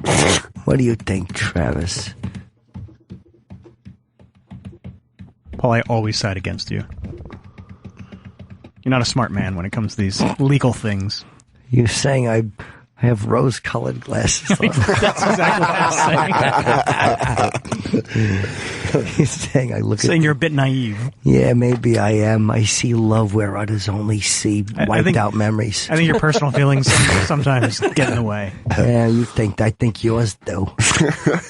That might be my favorite Uncle Paul quote of all time. What's that? You see love where other people see wiped out memories. Thank you very much. Try getting that on a bumper sticker. Must be tough. It sure is. Nobody wants to print it. What do you mean by this? Who farted?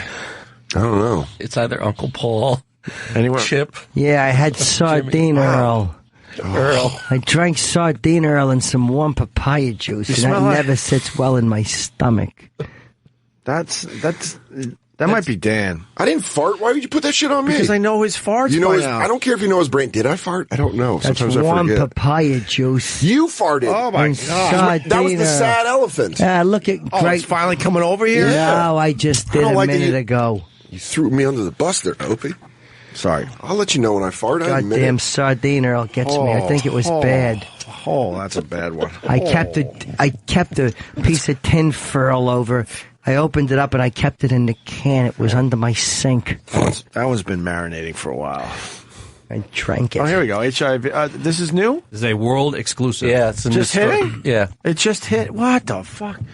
HIV plus Charlie Sheen caught on camera performing oral sex on a man. Radar has viewed video at the center of a lawsuit alleging he gave a lover herpes. Oh my God. This I've never heard. This is just breaking. The Charlie Sheen HIV scandal set to explode with the bombshell revelation that he had been caught on video performing oral sex on another man. They haven't capital letters. Why is this shocking? The only shocking thing is that he got taped. Yeah. Let me go down a little bit. Wow. Right, I want to see the picture. Don't go on. Back to the picture. There's a picture of Charlie with no shirt on. Looks great. Now, is that in his shirt? Is that a screen cap or is that a joke from something else? I don't know. They don't say what that is. It looks like good torso though. Is it, let's see, Radar Online has viewed a series of outlandish clips as part of our investigation, their investigation into the controversy engulfing Sheen. They show the drugged up. Where are you on the Sheen investigation? I'm working all night. Don't you understand? I think I got to leave. He's got a fucking deep throat. It's like he's like Woodward breaking fucking Watergate. Yeah, he's gonna meet me in a parking lot. He's gonna point at his cock where Charlie's mouth allegedly was. And he's gonna say, "Get a closer look," and I'm gonna get closer. He's gonna say, "Get a closer look," and then he's gonna bat me on my forehead with his dick. When he talked to Matt Lauer, we all said, this is only the beginning, because he was forced to do that. He didn't want to fucking talk to Matt Lauer. Love destroying people. He was trying to get ahead of this. He's not getting ahead of this one. No. So they showed the drugged up former 2.5 Men star smoking a crack pipe and performing fellatio on a male lover. In a bombshell world exclusive, Radar can reveal that at least 3 videos were recorded of the thrice married father of 5. The clips last about 30 seconds and depict Sheen smiling on cameras as he brazenly indulges in the illegal drug. Wait, what's smoking crack? Yeah. Once high, the Tinseltown train wreck seduces his male companion before pleasuring the individual with a hardcore sex act. Oh, hold on, they're saying all that, but they can't say blowjob. No, how come that's in 30 seconds? How smooth is Charlie? Yeah. Hey, good looking. Where you from? Oh God! 30 seconds. He should be getting an Oscar for this. This guy's great. As he's sucking dick, crack smoke still leaving his nose. like 30 seconds. He got high. Seduced the guy, sucked his dick. Holy mackerel! I imagine there's just another guy with a stopwatch. Yeah. Go. Holy shit! Time. Who made this? Fucking Guinness? It's a new world record. High on crack and suck, but that fucking whole paragraph really pisses me off. Recorded in Nevada in 2011. It's a stunning development at the heart of a deepening scandal engulfing the Hollywood megastar who was once the highest paid actor on TV. Tape was at the center of an explosive J. Roe versus John Doe lawsuit that alleged an A-list celebrity spread herpes. Radar has learned. No. For the first time, Radar can reveal Kinky Sheen 50 was the megastar identified only as someone of substantial international fame in explosive litigation that alleged he orchestrated a nefarious plot to lure a victim into sex despite having herpes. What was the nefarious plot? He tricked her into thinking she had sleep deprivation. Oh no, this is gaslight. And only then, only at her weakest moment, would I have sex with her and provide to her herpes that I had lied.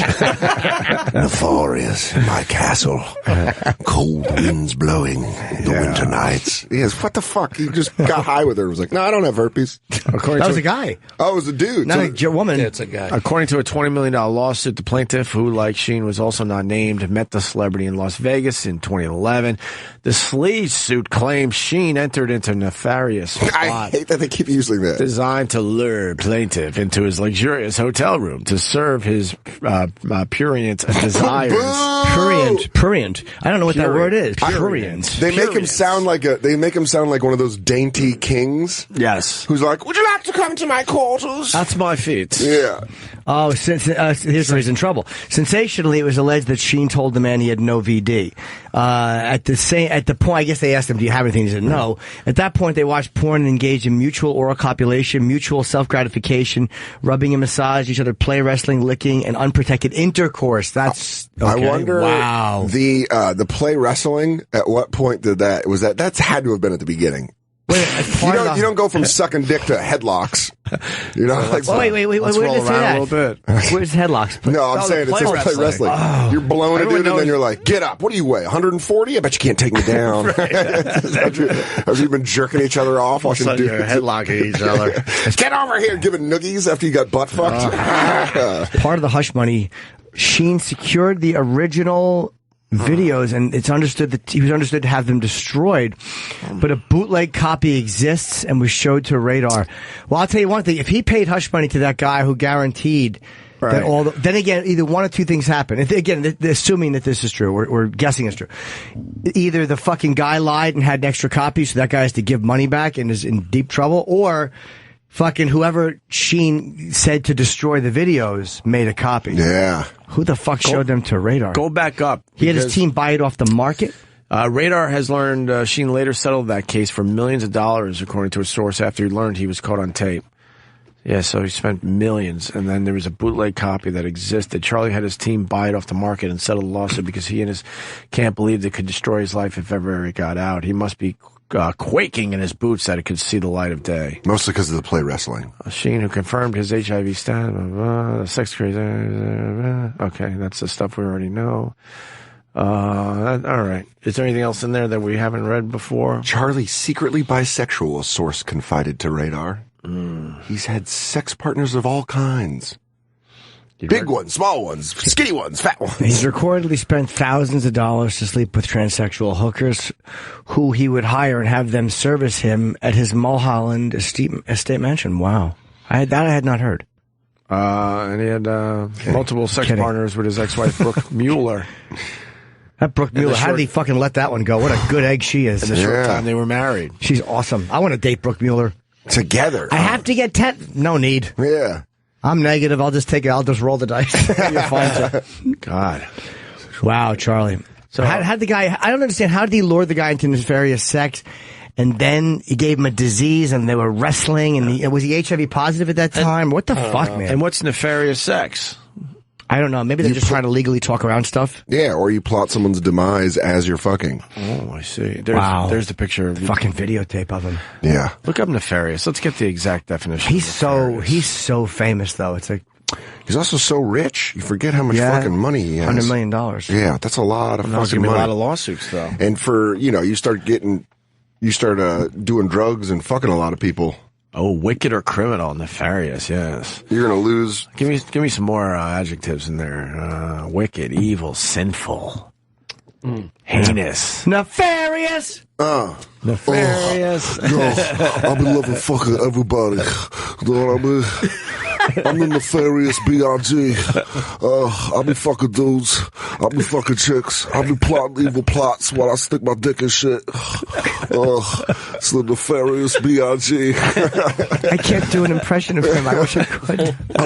It's like my man Puff say, I can fuck whatever I want to fuck, whatever I want to fuck. I'll be plotting evil shit while I bust nuts.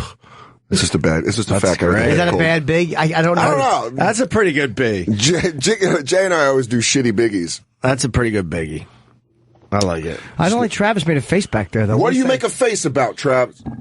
You don't like his Biggie Smalls? I love Dan Soder's Biggie Smalls. Cool. Right. I didn't like what brought it on. Wait, what did you like? You don't like Nefarious B.I.G.? I like the... No. I like Nefarious B.I.G. You didn't like my little wordplay joke? No, your wordplay jokes are seldom good. Fucking TT back there had an objection. I said nefarious. I thought it was a fucking double off the wall, but according to him, I fouled it off my shit. All right, I liked it. I will accept that. Oh, my God. Nefarious. Has Charlie... I can't do it. It's just like you sound like you got a head cold, but then you gotta say, Brooklyn, baby. Wait, is this what he sounds like? Kinda. Because you're doing an impression. Hold on a second. Hold on. We just get into head colds. Hold on, I'm the nefarious CREG. That's right. I'm fucking Craig Schinkle. I'm tearing stuff up. Me and my man Craig, we be fucking all that nefarious pussy up in Brooklyn. Yeah, I was just having so much sex. I thought it was like just go crazy. She was going crazy. You sound like Scarface with a head cold. Yeah, you do. God. You do B-I-G, I do C-R-E-G. It's a tandem. It's nefarious. He's going. Yeah. Everybody, get on the floor. Yo, I'll be fucking dogs. I'll be fucking everything. Yo, I got more animal pee-pees in my mouth than anybody. Wait, I got one. My fucking peckers, B-I-G. Yeah. Oh. Chipper. I liked it. Follow that. Back to the music. Yeah, perfect silence. Perfect silence. All right. Dan Soder, where are you going to be, buddy? December 3rd, Trocadero in Philadelphia. I am recording my Comedy Central Hour special. Beautiful. Very nice, dude. Thanks. Very nice. Where? Trocadero Theater. Down there in Philly. Oh, Philly, okay. Philadelphia. When? December 3rd. If awesome. You can go to dansoder.com to get tickets. I can't make it. God damn it, why'd you pick fucking December 3rd? I'm sorry. You did that on purpose. It's Ozzy's birthday. No, I'm sorry. Is it really Ozzy's Yes, birthday? it is, and I celebrate every year by playing Ozzy music and singing happy birthday. That's a fun little thing. God damn you. I'm sorry, Jeff. I told you, Dan told me I'm going to shoot an hour special for Comedy Central. I said, why don't you do it in Philly? Because I would like to come and see it. Yeah. I think Dan's a great comedian. And he goes, yeah. And I go, any day, but on Ozzy's birthday. And he picked Ozzy's birthday. And I picked it. Fucker. I picked it. I'm so sorry. Originally it was going to be on Randy Rhoads' birthday, but then I switched it. All right, fair enough. Good point. I'm sorry. How do they get the tickets for this? You can go to dansoder.com. Yes, also, they can. Also tweet it out later again today. But That's great. A week from Thursday. Go down there and support the hilarious Dan Soder for a special. It's a great night. That's awesome. Yeah, fun venue too, man. That's like a kick-ass theater / rock club. So if we go, are we allowed to pick our seats, or do they still have those people that sit everybody? They have people that sit everybody. Oh, you can pick your seat. You get to pick your seat. I feel bad for everybody because, they moved the ugly ones. That's what they're doing. Yeah, I told them Why can't they just sit the audience? My only thing was it's the only pet peeve I have with the Comedy Central tapings. Yeah, well, People I don't come early and get a nice seat, and next thing you know, they get the tap on the shoulder, basically saying you're too ugly to be sitting in that seat. We want the beautiful people. I'm fine. I'm not going to make that happen. Oh, I know it's not you doing this, Dad. I want people. The only thing I want is I don't want to see anyone I know. Yeah. I want everyone I know to be in the dark, so I don't have to look at my fucking friend's face while I'm doing a jerk off on Skype bit. They should have all your fans in the first few rows, no matter what they look at. Yeah, the row. Yeah, half the row. Well, look, Adele just taped this thing at Radio City Music Hall. Yeah. A lot of us went, and it's going to be on NBC in a couple weeks. Yeah. And she asked, where's my contest winners? And the first 10 rows stood up. That's pretty awesome. They didn't give a fuck if they were ugly and fat. Well, that's what I'm going to do. If you're ugly or fat and you like me, you're going to be sit in this studio right now on my face. Someone's got to do that move, though, for their special. Just the ugliest people. Have you ever watched me on stage? Do you see the fucking mutants I have in the audience? I literally do a smell check on their cock. If there's a trace of a woman, they're booted to the back. I fucking went bananas the first time that they tried to seat good-looking people. But like that they actually did a seating. I'm like, I want fucking fans up front. Not that those people weren't, but I don't want any. It was at the HBO taping. Yeah, well, because my point is this, and it's very simple. If people are going down to see Soder next Thursday in Philly for his Comedy Central taping, the people that enter early are the hardcore fans, and you want them sitting up front no matter what they look like. Well, we've told them that, whatever tickets that are reserved, kind of early or whatever. Those are the ones. Those are the ones that are really into you. Because there is going to be, some audience coordination, but probably I want it just to fill it out. Just the top seats and shit. If you're a fan, I obviously want you to have a good I probably shouldn't have brought it up, but it's... No, I like it. I've gone to so many of these things, and it's such a pet peeve. Opie, you're breaking the fourth wall. I forgot. It might have been Patrice's. He had the best opening line of Elephant in the Room, where he's like, thank you, or audience coordinator, and thank you for those titties. It had to be that, because... It's one of my favorite openings to a special ever. We were sitting there forever because the audience just wasn't right, and you saw the people panicking, and they're on stage, and they're studying it, and like, no, and then they ran into the audience, they grabbed someone else, and like, no, you move over here, and we're all sitting there going, you're losing the room, we're tired now, you got to start this thing. But the best part was, for a comic like Patrice, that was the best that you could do, because he just started fucking laying people out. Of course. Right when he walked out. So. Oh, and that wasn't Patrice's call either. It's never the call of you guys. Anyway, that's too inside probably. All right, we're going to continue with Dan I got to Soder. plug too. Oh, yes, Jimmy, go ahead. I got Tampa now on sale. I'm doing it Thursday, January 14, 15, 16. I am in Tampa. There was a whole bunch of mix-ups with the dates, but now I'm doing it. San Francisco is December 3 through 5. New Year's Eve in Rhode Island, and I got a whole bunch of other stuff. Fucking Vegas, Moon Tower Comedy Festival, the Fox Theater in Manchester. What's it called? Foxwoods, Manchatucket. Yeah, Manchatucket. So Manchatucket. That's what I say about every girl I go out with. Manchatucket. And you just go to my website. I'm looking forward to these gigs very much. You should be, man. Yeah, I want to shoot it soon. You got a lot of. Are you getting ready to shoot? Yeah. You're going to be all over the place. All right. Got Tom Jones coming up in a little bit. Maybe some more Biggie Smalls by Dan Soder. You never know. You never know. We'll be back. All right, we're going to go back on the air. You got caught. Jay and I used to do this when we'd smoke weed on my couch for a good 45 minutes. Just going back with your Biggie Smalls impression? Yeah, just getting high and doing Biggie Smalls. You do it on the Bonfire? Yeah, we've done it. Yeah, a fan made a rap song for us. How is the Bonfire? It's good. It's tonight, 6 to 8 p.m. on Comedy Central Radio. Beautiful. Broadcasting out of your broom closet over there. Beautiful. The back Entertainment Tonight studio. Oh, really? That was supposed to be ours. That was? Yeah, we were going to take over this whole fucking section. Don't boot us out of that. We got a famous, I got it, and then, well, she didn't give it to us. Yeah, and then the people who should say, I got it, don't. Hence the lawsuit. Oh, turn it back. Shit. Oh, do the robot. Jim Norton sending it back. Laser noises. Donald Trump saying a lot of things. He's got a big lead now, man. I'm starting to think he's going to get the nomination. Yeah. I'm starting to think. Yeah. Who else? I mean, it's not going to be Carson. I think it's going to be Rubio. I think it's going to be Rubio, too. I still think it's going to be Rubio, but I'm starting Jerry Fredericks. Oh, Jerry, he's got a shot. I don't even know who that is. Jerry Fraser Jr., senator from Vermont. Yeah. Okay. Jerry Fredericks. Cruz is moving up. Cruz is doing okay. I think he's in third place right now, but I think he'll drop back down. And I think Rubio definitely has a shot at this point. I think Rubio's going to win. But I wouldn't be surprised anymore if Trump gets the nomination. Huh. He says stuff every day, and his numbers continue to go up. Yeah. He wants to bring back waterboarding, and he definitely wants to track Muslims inside the U.S. He's a professional wrestler. He is. He's definitely playing to that crowd. He's not totally wrong about everything, though.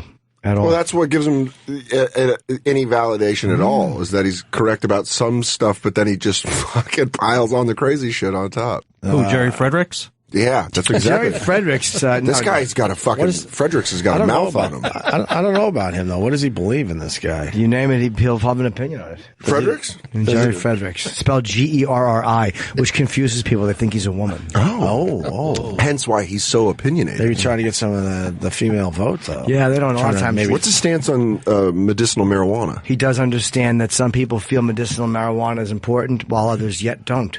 Okay, perfect. Okay. Oh, I see. Perfect. I see you know what what? kind of guy he is. I mean, it's a rational outlook. Mm-hmm. What about women's rights? He believes that for white women. Well, okay. Yep. Okay. I mean, white women. Yeah. Okay. So he's pro-choice for white women? Yeah, and he says, I have nothing against it. He'll use air quotes, women of color. I just think this one has to belong to us. Okay. He's gotten a lot of flack for that. What about ISIS? Ooh. He doesn't think they exist. Okay, he's a denier. Yeah, he's an ISIS denier. According to him, ISIS is a myth made up by and I'm not saying this, the Jew, but he spells it GEW to stay out of trouble. And also so he can tag it on bathroom walls. Yeah, so it doesn't come up in Google results. Yeah. That he's anti-Semitic. This guy knows the game. Yeah. Sure does. That'd be a hell of a way to do that. Yeah, Jerry Fredericks is really Fredericks. Very slippery of you, Agent Fredericks.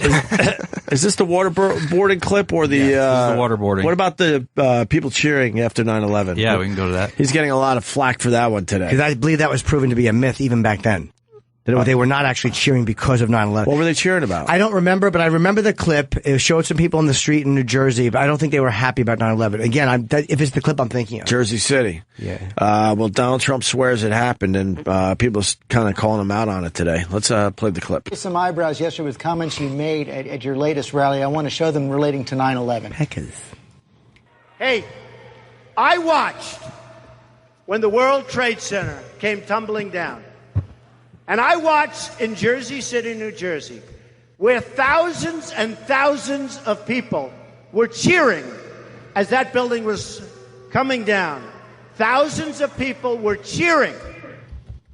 You know, the police say that didn't happen, and all those rumors have been on the internet for some time. So did you misspeak it did yesterday? Happen. I saw it. You saw that with your own eyes? I saw it on television. He just gave every excuse I gave in an argument in middle school. I saw it on TV, so I don't know. I mean, it's out of my hands. That's just what I saw on TV. What channel? I don't know. What clip did he say? I know the clip he means. The clip of. Can you just Google that myth? People cheering after 9/11. Yeah. It's that you see them like out in the street or whatever. And I remember being mad about it. I remember that, but. Man, what a fucking awful time to hear good news. It just turned out about something else. Yes, the Palestinians dancing in the street. False footage. CNN used old footage to fake images of Palestinians dancing in the street after the terrorist attack on the USA. Well, that's false. Yeah, that's false. Miss some of... Fuck yeah! Yeah, are you ready to be misinformed? Miss, we haven't even ended yet. So they're saying that it was false. They didn't use false imagery. Right. All right. So the imagery was go back. All right. It says I think this is a different story. Oh. Yeah, that's a different story. Are you sure? I'm looking for people celebrating in the street. You're dancing in the street in New Jersey after 9/11. Yeah, I'm searching it too on Snopes. Hold on, let me see my own. You guys don't know how to search the goddamn internet. Fuck Snopes. Of course we know how to search the internet. You guys just do your thing here. Do your thing. Allegations of dancing in the street post 9/11. What about Jersey City? You missed. Did it come up? I found it. Male-on-male pornography came up. Okay. Oh, okay, cool. I guess we don't know how to search the internet. My question for your male pornography, is there light wrestling in the middle? No, what was it? It wasn't light wrestling. Play wrestling. Play wrestling, was it? That's what, That's the most. I think that's the most disturbing part of the whole story. That's how I would fuck. Yeah, I got it. I think everything else is. I was a gay dude. It gets weird when you decide now we're going to wrestle. A couple shoves. Shut up. Just a bunch of boners knocking around. Slapping. Yeah. Here's the explanation. Okay. What are we talking about here? Go ahead. Read in 2007, there was a Reuters story about how there was no celebration in the streets. Mm-hmm. And it says Paterson, New Jersey was shaken by September 11th attack. On that day, reports circulated on some radio stations and internet sites that Muslims in Paterson had demonstrated in celebration. Paterson officials promptly issued a statement denying the report. Okay. And Muslim leaders say it was pure fabrication. But why do we all feel like we saw some kind of footage right around 9/11 of people celebrating in the streets? It might have been something else. Let's see. Trump's assertion could handily be corroborated via a large volume of easily accessed archival footage from September 2001. NPR attempted to locate any material matching that description, but found nothing. We asked our library to look through contemporaneous news reports. They tells us, that's what it says, they tells us that they could not turn up any news accounts of American Muslims cheering or celebrating in the wake of September 11th. And it's a little further down, I think. What did the Atlanta Journal do? Oh, I don't know, Jimmy. I just provided additional background. They provided additional background as to related incidents which may have sparked the cheering Muslims rumor. Here's the thing. As the towers came down, some people did see a group of 5, not thousands, but 5 Middle Eastern men clowning around and photographing themselves in front of a burning towers from the New Jersey waterfront. These weren't Arabs and they weren't Muslims. They were Israeli and Jewish young men making asses of themselves, as some young men want to do, perhaps not recognizing the impact of what they were saying. Of course they impact. And he goes, how do I know? I tracked one of the friends down to Jesus' hometown 2 months after the attack. Now, again, I don't know what article this is. It might have been somebody blaming Jews again. I don't know. Right. So there's a couple, dare I say, knuckleheads on 9/11 saying, "Look, these towers are burning and falling down. Let's be idiots in front of it from the Jersey side." Yeah, thousands of people celebrating. Thousands. What's he talking about? Oh boy, this is a big one. He just fucking. But why do we feel like we saw that footage? I guess they just. They said they doctored it, right? I know the footage he means. Do you remember seeing actual footage? I absolutely remember seeing footage, but I remember it being not what they said it was. Or I remember being angry at it, and then finding out later, like, no, that was bullshit. Or was it the footage that was overseas? Because a lot of people were certainly cheering in faraway lands. I remember Jersey, and not Jersey City. Oh, you remember? Yes, I remember Jersey. And it was that's more why. than a few. I don't remember that. I don't remember. I feel it wasn't thousands. I feel like now that I think about it, it was like a lot of people cheering, but it was from other countries. Yeah. Yes. So what's the rest of the Trump clip? But he says he absolutely saw it on TV. That would be an easy one to find, no? I think he just remembers it like the way I remember it, but he hadn't heard that it was bullshit. That's my guess. All right, push play. It didn't happen. There were people that were cheering in the other side of New Jersey where you have large Arab populations. They were cheering as the World Trade Center came down. I know it might be not politically correct for you to talk about it, but there were people cheering as that building came down, as those buildings came down. And that tells you something. It was well covered at the time, George. Now, I know they don't like to talk about it, but it was well covered at the time. There were people over in New Jersey that were watching it, a heavy Arab population that were cheering as the buildings came down. Not good. As I said, the police have said it didn't happen. Yeah, I mean, that would be an easy one to check. I mean, where's the footage? There's got to be footage. There has to be. I can't find it. I found... Yeah, but I mean... With him saying that, the footage would be all over the blog sites at this point. And no one can't find the footage. Not just us. No one else could find it. When did he say this? That'd be a huge story today where if they said, yeah, he was right. Here's the footage. They said this last week? He said this last week? He said it twice. He said it last week and this weekend. Yeah, it's a hot story this is a CNN story. I have footage of them breakdancing. Yasser Arafat may issue this condemnation. Look at this. We're seeing people applauding, clapping, smiling, happy to know that thousands of Americans have died in this sneak attack. And there you see a V for victory sign held up to the camera. What are we to make of that? And what are we to make of about what Yasser Arafat said today? Yeah, they don't like us. That's the what you United make of it. States blamed by some Palestinians for its ongoing support. But that's Palestinian. That's Palestinian. Yeah. That's how I now remember it. The more I think about Soccer it. stadiums in New Jersey were cheering for it, filled with Muslims. If the Palestinians hate Jersey, it's because we're friends with Israel. I get it. I remember there were us. Americans, I remember there were rumors that people were cheering in Paterson, New Jersey. I remember that, but I don't remember actually seeing the footage. No. I do remember seeing the footage from overseas people celebrating. So he's putting it all together in his head, I think. Yep. Because he said he saw it on TV, thousands in the streets. That footage would still be out there. Yeah. Where's the thousands of people in New Jersey cheering? That's all. Maybe that is what he's thinking. That might be, because I vaguely remember that guy's glasses. That might be the clip I saw, honestly, years ago. Yeah, but then it being wrong. But this is East Jerusalem. Right, that's the clip. Look at her goggles. This is the clip, and they think It looks like she's going to smash a fucking watermelon. What an ugly, fucking... That's the only way to describe those glasses. I cut off my clitoris, and then I played racquetball. Yeah. I am up 2 points. I feel nothing in my pussy.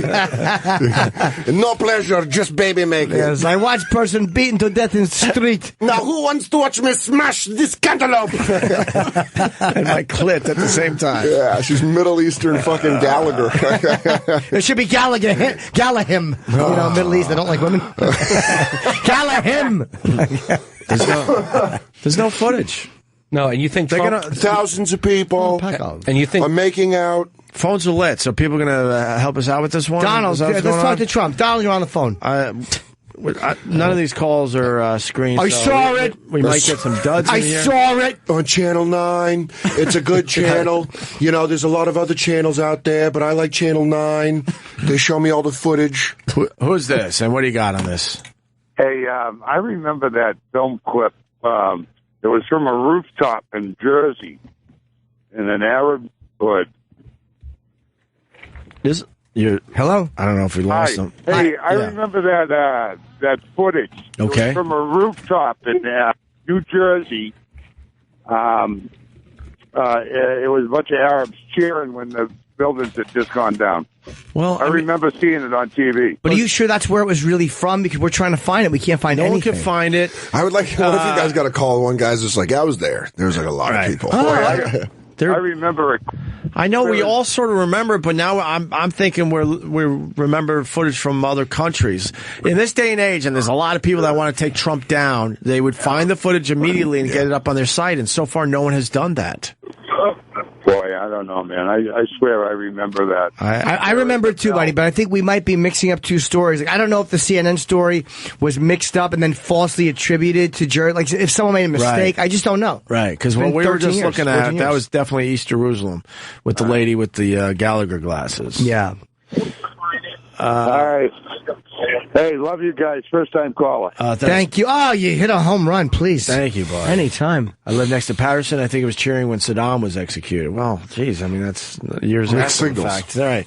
Yeah, is there anything else? I mean, what do we got here? Just, you find any? You're over there on the computer. What are you writing?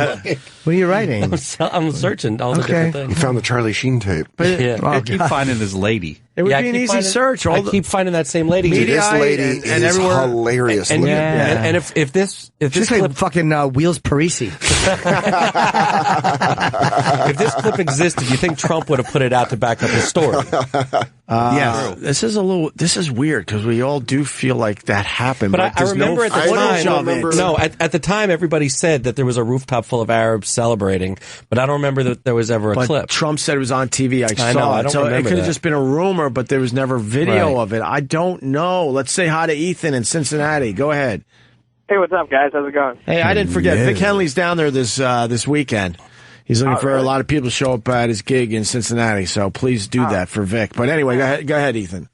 Hey, so in September 18th of 2001, the Washington Post released an article saying that, the NYPD questioned this big group of Arab people who were celebrating the attack, but once they tried to fact-check their sources, the Washington Post could never produce any.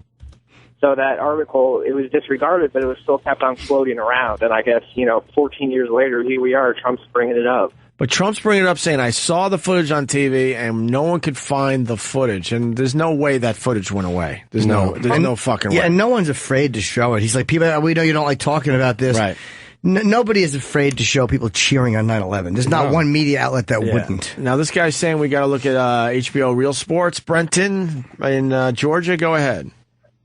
Morning, boys. Hey. Yeah, it was an HBO Real Sports. I believe it was one of the Gumbel guy, Brian Gumbel, whatever his name is. Yeah. And he's interviewing a guy who was a former athlete who converted to Islam, and it shows him and two other guys on the roof cheering it, and he goes on to explain why he's cheering for it, so that might be the place you need to look for it. But Trump's saying thousands. Well, I mean, it's Donald Trump. Sticking to the facts, he said, I saw it on TV, thousands in Patterson or Jersey City cheering on the towers going down. All right, well, maybe I appreciate it. All right, buddy. Chris in Indiana, one more. Go ahead, Chris. Yeah, I kind of agree with you. I think he's putting a couple videos together in his head, because the one I remember with thousands of people in the street, they had AK-47s over their heads, so I'm not thinking that was in Jersey. No. Yeah, I think it was all you guys have a good mixed up in his head, maybe. Yeah. So, but that won't even. I mean, he'll just go up in the polls because he said that. So he tells it like it is. He tells it like it is. People are really enjoying thousands of people that breath of fresh air from the Trumpster. I mean, in a weird way, it is nice to not hear the. I mean, he's saying crazy shit, but he's. Yeah, sometimes he's saying real shit, and you're like, all right, he's fucking up the PC police. Yeah. I remember three stories at the time. There was one that the Arabs were cheering in Jersey City on the rooftop. Right. There was one that New York City cab drivers didn't come into work that day because they knew it was going to happen. Right. And then there was another one that Jews were told not to go into work that day because the Jews were. Yeah, that's right. Informed. What are you saying? That's fine. Oh, I thought that was in Bush at War by Bob Woodward. Yes. That was documented. But they were called not to come in to go to work. Everyone, pick up your Jew phone. It's currently the 10th of September. None of us are going to work. Yeah. Jimmy calls me every day and says, "Don't come into work, Jew." That means nothing. Absolutely. Yes. Nothing. Yeah. Keep your brother at home with you. I say it all the time. That day, they were fucking Jews were told to come to work. We know. So you guys are just used to hearing that? Yeah. Oh. Look at she looks like Uncle Junior from the right there. She threw her hands up and she went, "Your sister's cunt." I slipped in the shower. I was with DePaulo yesterday and he brought up that exact quote. Oh, so great. Yeah, that's the exact quote we were talking about. What is she saying? Can we hear what she... I need a tooth. You know an AIDS-infected dentist? She's going like... In East Jerusalem today, among jubilant Palestinians, that the United States had been subject to this attack. What are we to make of that, Jennifer? Are we to... missing a tooth. I saw it. It was What the hell is going on? She's missing a tooth. Yeah, she's a fat She needs to go to that dentist down there in the... Yeah. Let me see. This is how I eat the pussy. Yeah. What's your name, fat body? What a fucking fat face. There's nothing worse than fucking what is it? Is that a burqa around the face? Yeah, just accentuating the jowls. That's really nice around a pretty face, but around a fat moon face, it looks awful. Yeah, it looks like you're shoving fat out of a fucking like a sausage link. It's really terrible. Looks like she's getting ready to do some speed skating. Yeah. Big fat face. Going around the corner. Oh. Those big dumb glasses. Who does she look like? Oh. Every librarian in Indiana. She looks like Chris Sabo. Anybody get that? No, I don't know who that is. No. I'll show you Chris Sabo. All right. Poor Al Roker doesn't get a cab. Oh, my God. Sorry. Go back. Yeah. I know who she looks like. You got it? Yeah. Get a freeze frame of her. All right.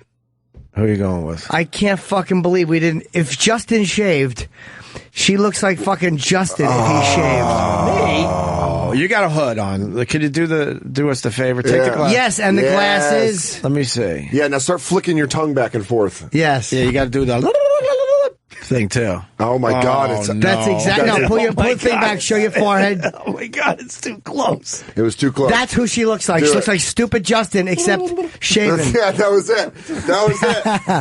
That was it. And she's better on Google. That's what she looks like. I found the information.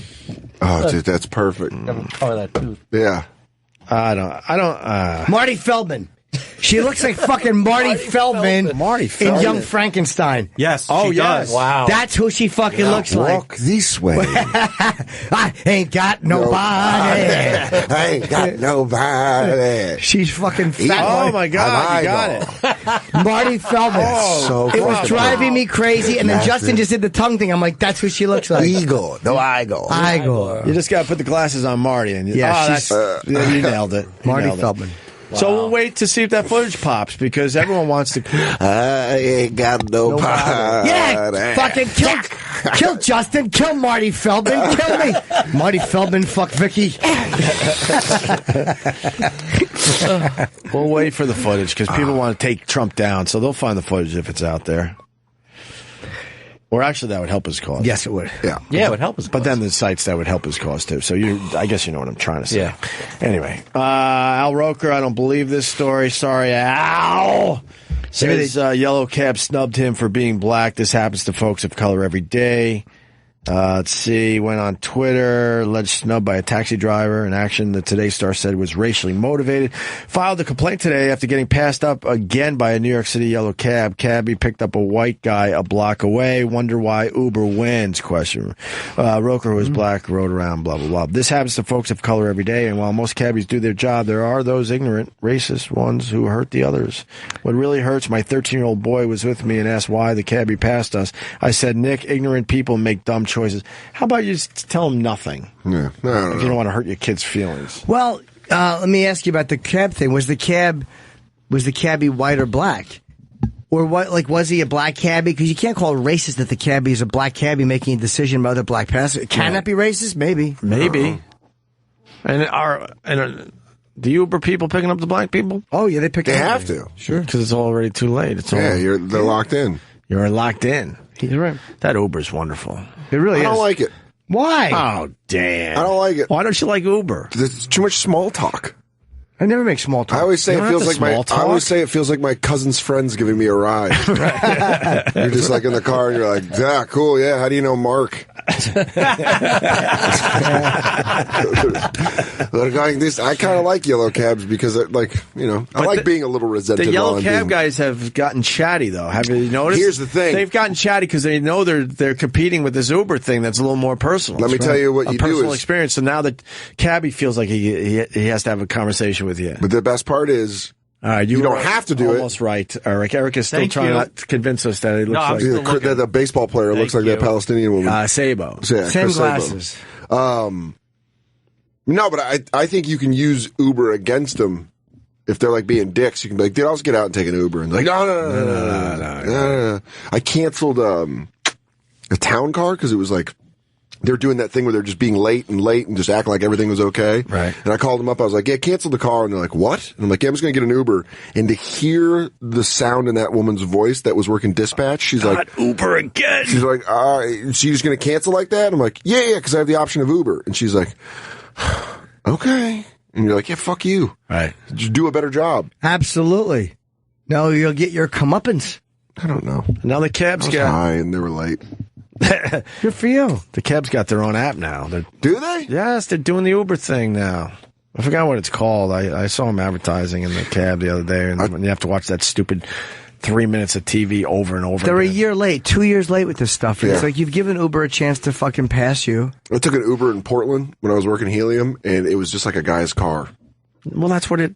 No, but like, it wasn't clean. Like, he just had his stuff in the back. Yeah, like his McDonald's wrappers in the front. There was like passenger a fleece vest, and then like actually the back seat? Yeah, like a backpack, and he got in, and his name was like Steve, and he was just like, what's up, man? And I'm like, dude, fuck this shit.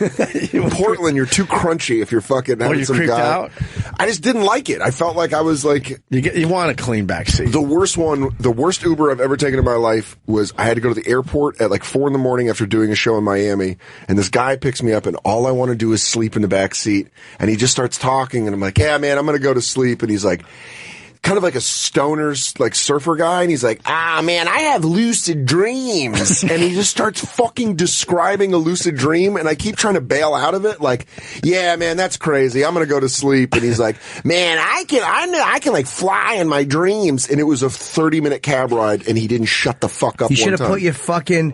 First of all, give him a bad rating. You should have put your earbuds in. I had my earbuds in. Put the music on. Yeah, you're right. I just I didn't have the sack to pull the play button. Oh, please, let him keep push the play yapping. button. Stop your fucking shit. Yeah, but I got to the airport and I was like, still like, what do I give him a 1 star? That's what I'm doing? Absolutely. That does I did. They hate it. Yeah.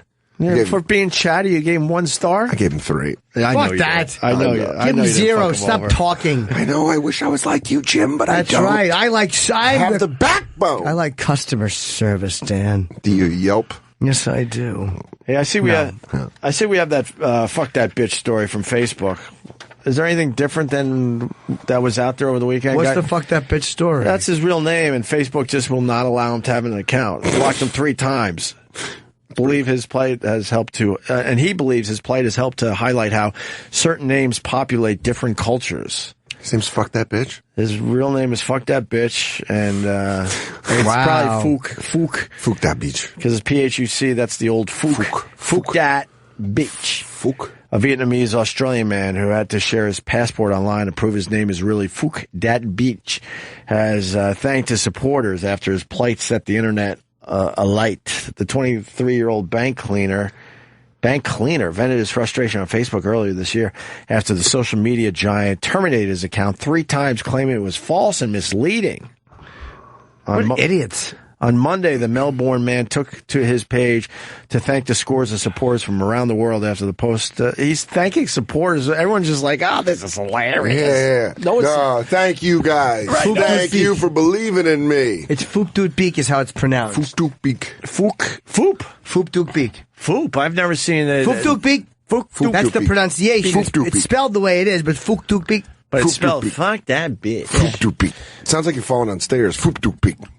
I don't think he had supporters. I think he had people going, "Holy fuck, you gotta check this shit out." His name's Fuck That Bitch. Do you know when I was in law class as a high school, Mr. Anderson was my social studies teacher. Mr. Anderson. He was a nice man, and he did one of the things we did was we all were doing lawyer stuff, just to teach us about the law a little bit. And I learned a lot. I learned to love the law from this guy more.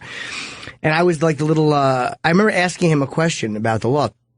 I said, what if, as far as equal rights are concerned, what if we were allowed to have personalized license plates? I said, what if somebody's last name was K-U-N-T or C-U-N-T? And you're allowed to have your name on your license. I'm like, would you be allowed to put your name on your license if it was legitimately on your license plate? Yeah. Even though it would offend people, blah, blah, blah. And I think the answer he gave was something about how your right would be superseded. Yeah. Because I don't remember, but I don't, that's a totally different story than what we're talking about. It's the only thing in my life I can relate to, which is more than anybody else in this room. Now, nobody else in this room has a great legal point. Well, funny you bring that up. My birth name is Fuck That Dude. No. That's not your birth name. That's your nickname. Just have some playful wrestling. Yeah, exactly. Yeah, we need to know to do the playful wrestling as well. Little playful wrestling. I love that. That's going to make me I think when laugh. you have a name like that, you just change it. Is your name really that important in the end? I don't know. Well, yeah, I mean, the Facebook is different than a driver's license. I mean, license plate. Fuck that bitch, and he's hoping to get pussy? Yeah. Absolutely. How could he not? That makes it a little tough, I think. Not just ripping through it. Yeah. Having it cascade off him. Yeah, like exactly. roll off a duck's back. Yeah. So what is it you want from me? Read my license. Yeah. I go on your website. You fuck that bitch. Fuck that. You'll see what I want right here. Not down, up. What? Just yelling incoherent things at him. Not down, up. You fuck that bitch. I think they should just let it happen. But Facebook. He pronounces it foop. Yeah, that's what it's. Yeah, Foop Duke Beak, as I've been saying for hours. But that's not how you say foop that beach. Immediately when I saw it, I knew it was foop. I'll go with fook. But it's foop. It's fook that beach. Yep, foop. Beach. I worked with a friend of mine. She was Vietnamese, and I couldn't. Allegedly. Fucking prove it, couldn't pronounce her name properly. Well, she was probably told to stay home on 9/11. Pow. It was like pow, pow, and I kept saying it wrong. So I don't know. P-A-O? I don't know how you spelled it. All right. Pow. That was Vietnamese? Yeah. Her name's Pow? I don't think so, buddy. I think you need to put periods after each one of those goddamn letters. Oh, my God. Very good. Fucking communist. She's rubbing it in our face. We lost a lot of good men over there. Yeah, what else do you two do? Watch Jane Fonda movies? Goddamn queer, that's what you are. If you don't think communism's spreading, what? Oh, there she is again. Oh, look at her. She's delightful. She's the star of the show this today. way. Frankenstein. So good luck to Fook that beach. Or Foop. Foop Duke Beak. Fook Duke Beak. Foop Duke Beak. There, nailed it. Zoolander 2 slam for Benedict Cumberbatch's cartoonish transgender character. It's a comedy, isn't it? Yep. You also don't see a lot of it in the trailer, so everyone's kind of freaking out. That's why I complained. What's the problem with this, really? They're making fun of transgenders. You can't really do that, right? No, it's just it's not allowed to. Well, it's not even really. It's just making fun of that type of person. It's making with fun that of the attitude. All is all. The androgyny of the fashion world. Yes, that's right. That's the joke of it. When early '90s, when they had like those models that you were like, the heroin chic kind of thing. Kate Moss. Yeah, like the Kate no Moss eyebrows. action. Yeah, and then, but it's like it feeds into someone's agenda, so they want to fucking rip apart comedians because it's easy to attack a clown. Shouldn't people be more outraged that they're making another Zoolander movie? I don't know. I'm kind of excited about it. Did you like Zoolander? Yeah, it was funny. I think that I don't know if I liked it. I liked it. When did the first one come out? Like 1951. That's why I have to say Got out in the picture houses. Yeah, Zoolander. I think it was 2001. That's It was why 15 years ago. That's why I'm saying I don't know if I like it. I got to go back and see it. Zoolander's great. Yeah, it is a great movie. Zoolander's like the one movie where I was sure I was going to hate it, and then I ended up loving it. Yeah. Yeah. Fair enough. Will Ferrell's hilarious as Mugatu. Yeah, he's back for this production. Let me see what the problem is with this transgender character, which is right here. And he's a very good actor, Benedict Cumberbatch. Yes, he is. He's very good in Sherlock Holmes with, oh my God, I always space on Martin Freeman. Right. All right. And he was very good in that movie about the war.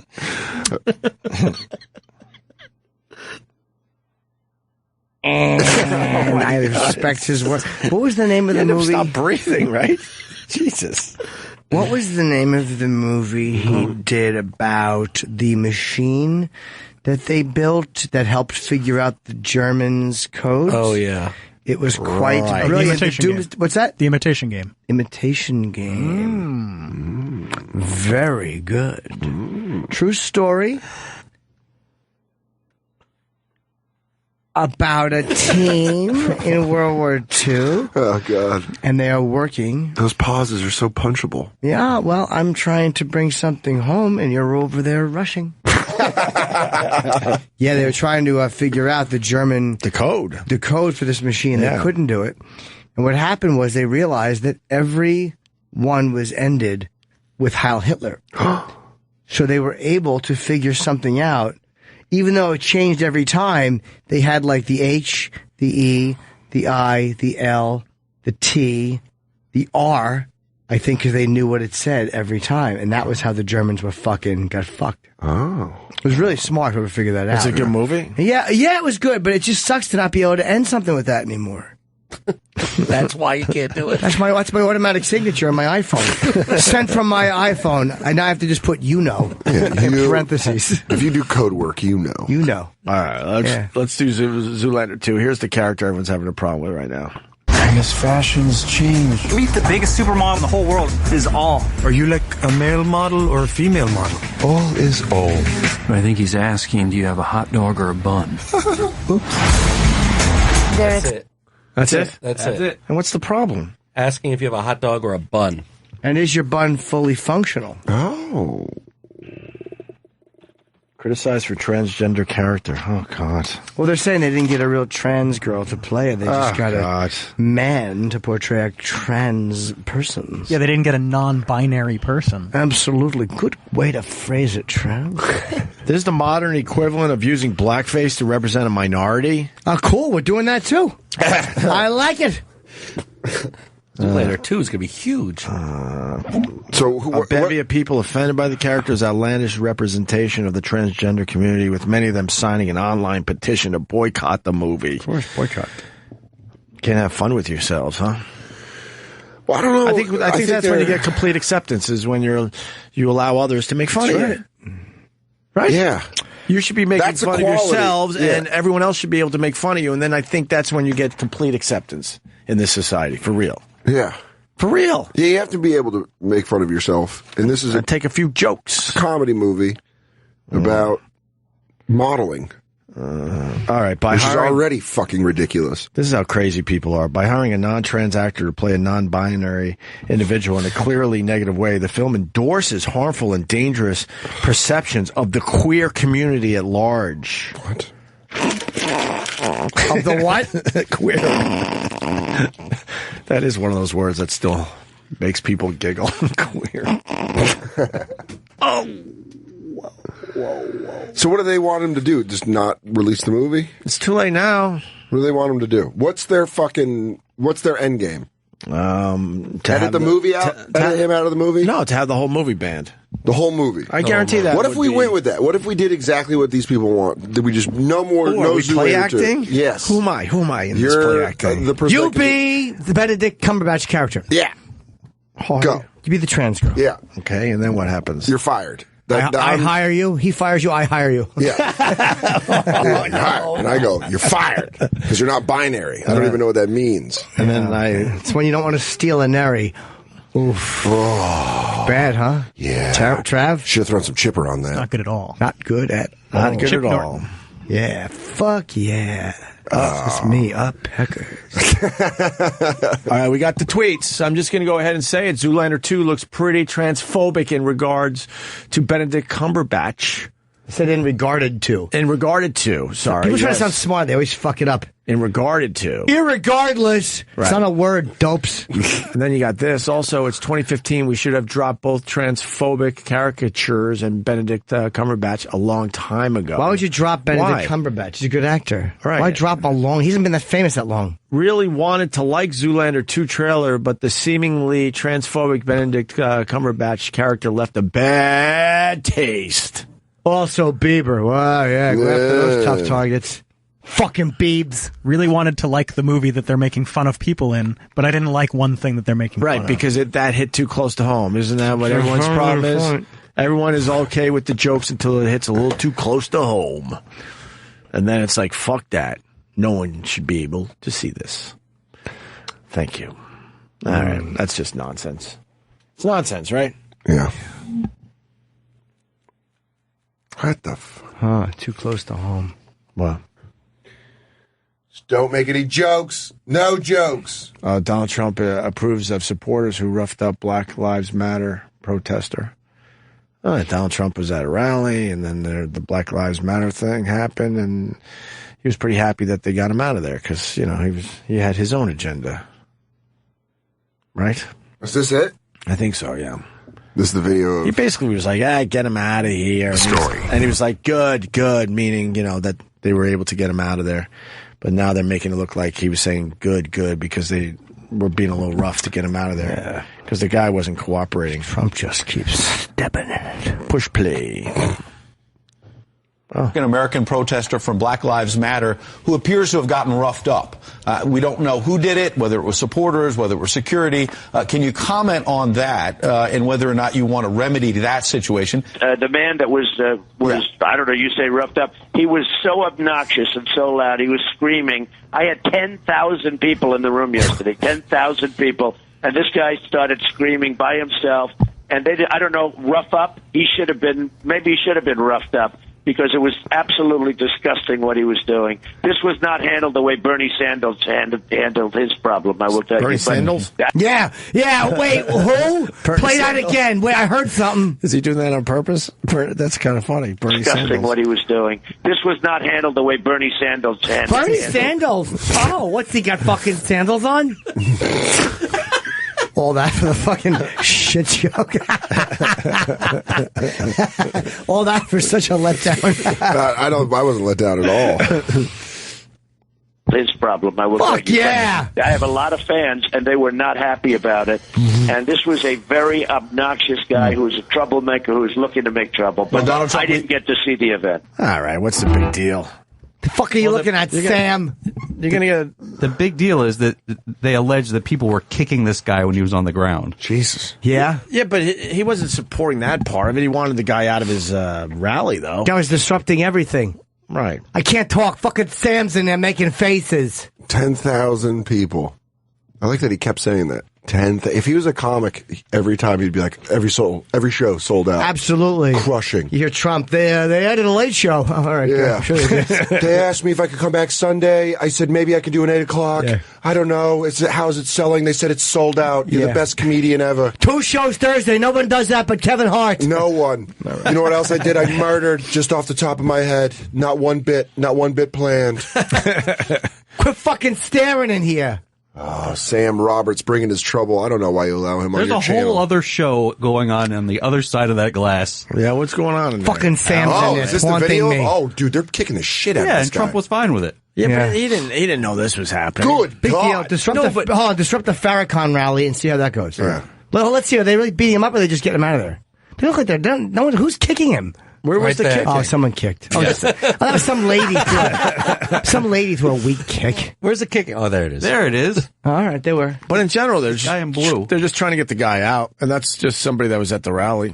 I don't think that was one of Trump's people kicking him. No, but Trump the next day, knowing that somebody came in and kicked this dude, said they were right to get him out of there. Yeah, Trump should have. He probably should have said, like, you can't kick somebody. They were right to get him out of there, though. No, but he said maybe he should have been roughed up. Right. Oh, yeah. Which is what everyone wants to say. Yeah. But the Donald just says it. He just says it. And he just keeps going up in the polls. Your body movement on that was upsetting. Yeah, it really was. You don't like when I say that, Donald? No, I don't like you saying that at all. I want him to stop running for president so you'll never say that again.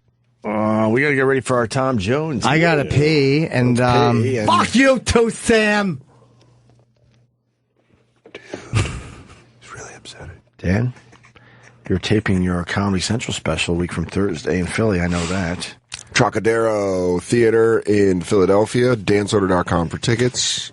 They're going to go fast, so they should get their tickets immediately. There are some tickets left. I know that a bunch have already been grabbed, but they're free. And if you live in the Philadelphia area, it's going to be a fun taping. Going to have Gary Veeder opening for me. Very funny. Nice. It'll be fun. All right, good. And Jimmy?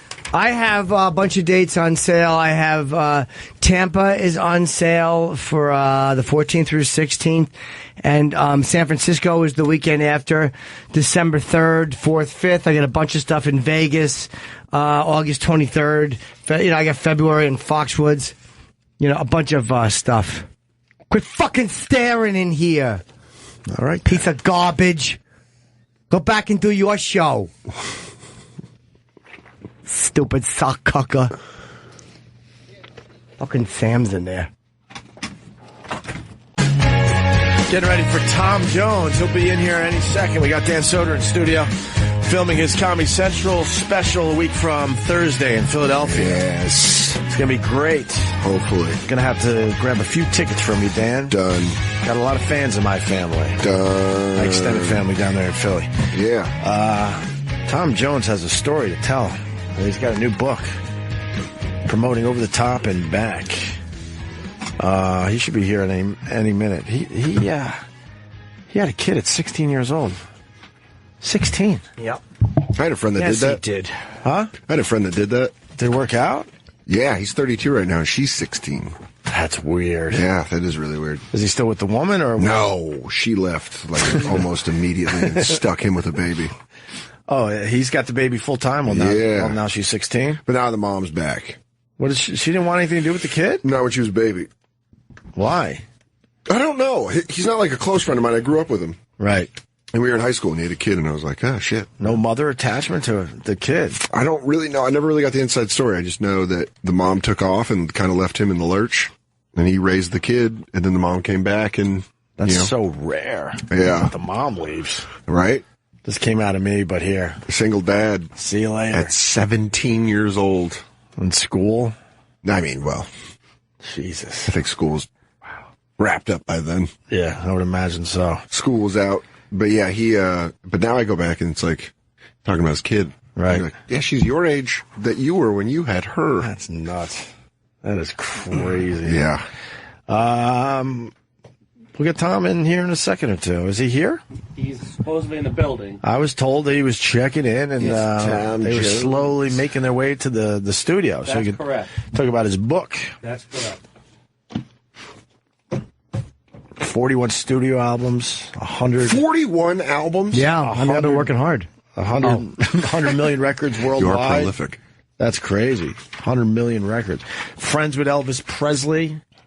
Elvis once, I don't know, hit him up in the shower. What? Not in a silly way. I guess Tom was playful wrestling?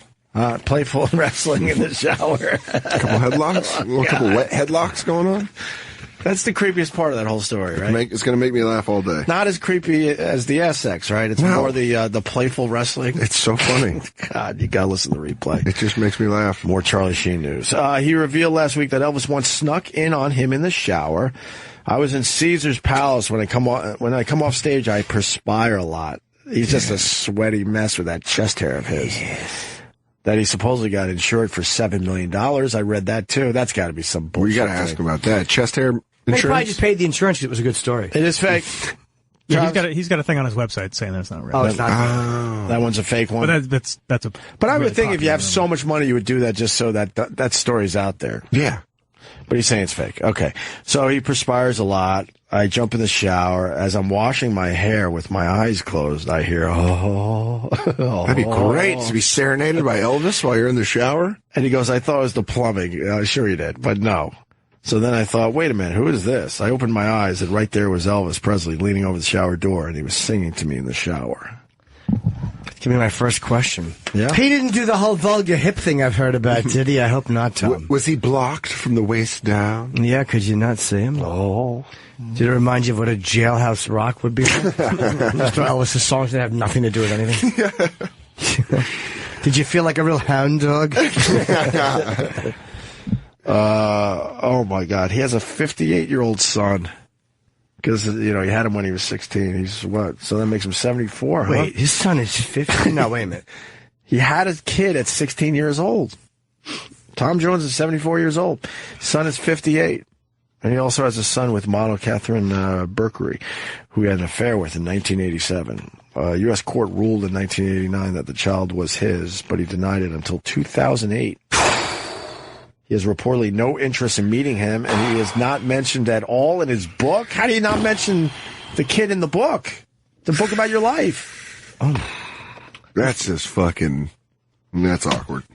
So in 1989, the court said, no, this is yours, and then it took him another almost 20 years before he said, all right, it's my kid. But Fine. But I don't want anything to do with him. That's his son? Yeah, it looks like he looks like Eric Clapton. That's his son. There's a picture of his son. All right. Yeah, it's his manager. That's right. I remember years ago hearing that. That his son is now his manager, right? Yep. Wow. Son looks a lot like him, obviously. He certainly does. And then Tom looks great for 74. Fuck yeah. He stopped dyeing that hair. Yeah, he's in his 70s, for the love of Eve. Finally stopped dyeing that hair. Where the hell is he? I don't know. He was in the building. Roland always says that. I don't know what happens. It's okay.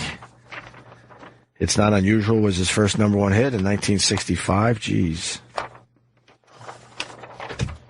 And then, of course, the ladies throwing their underpants at him. So he has some good pictures in this book, man. Yeah. If you're like me and you love a good picture. Which picture do you like the most? Dude, there's so many of him just rocking with... Just hanging with Elvis Presley. Yeah. I want to know about that. Yeah. What was it like just hanging with Elvis Presley? Was he a jokester? Was Elvis Presley would a he jokester? like pranks like my friends and I do? Would Elvis prank you? Well, he did the shower thing. Yeah, there's a bunch of pranks. There's like 100 pictures in this book. I like a good... Neil Diamond and James Wonder. Brown.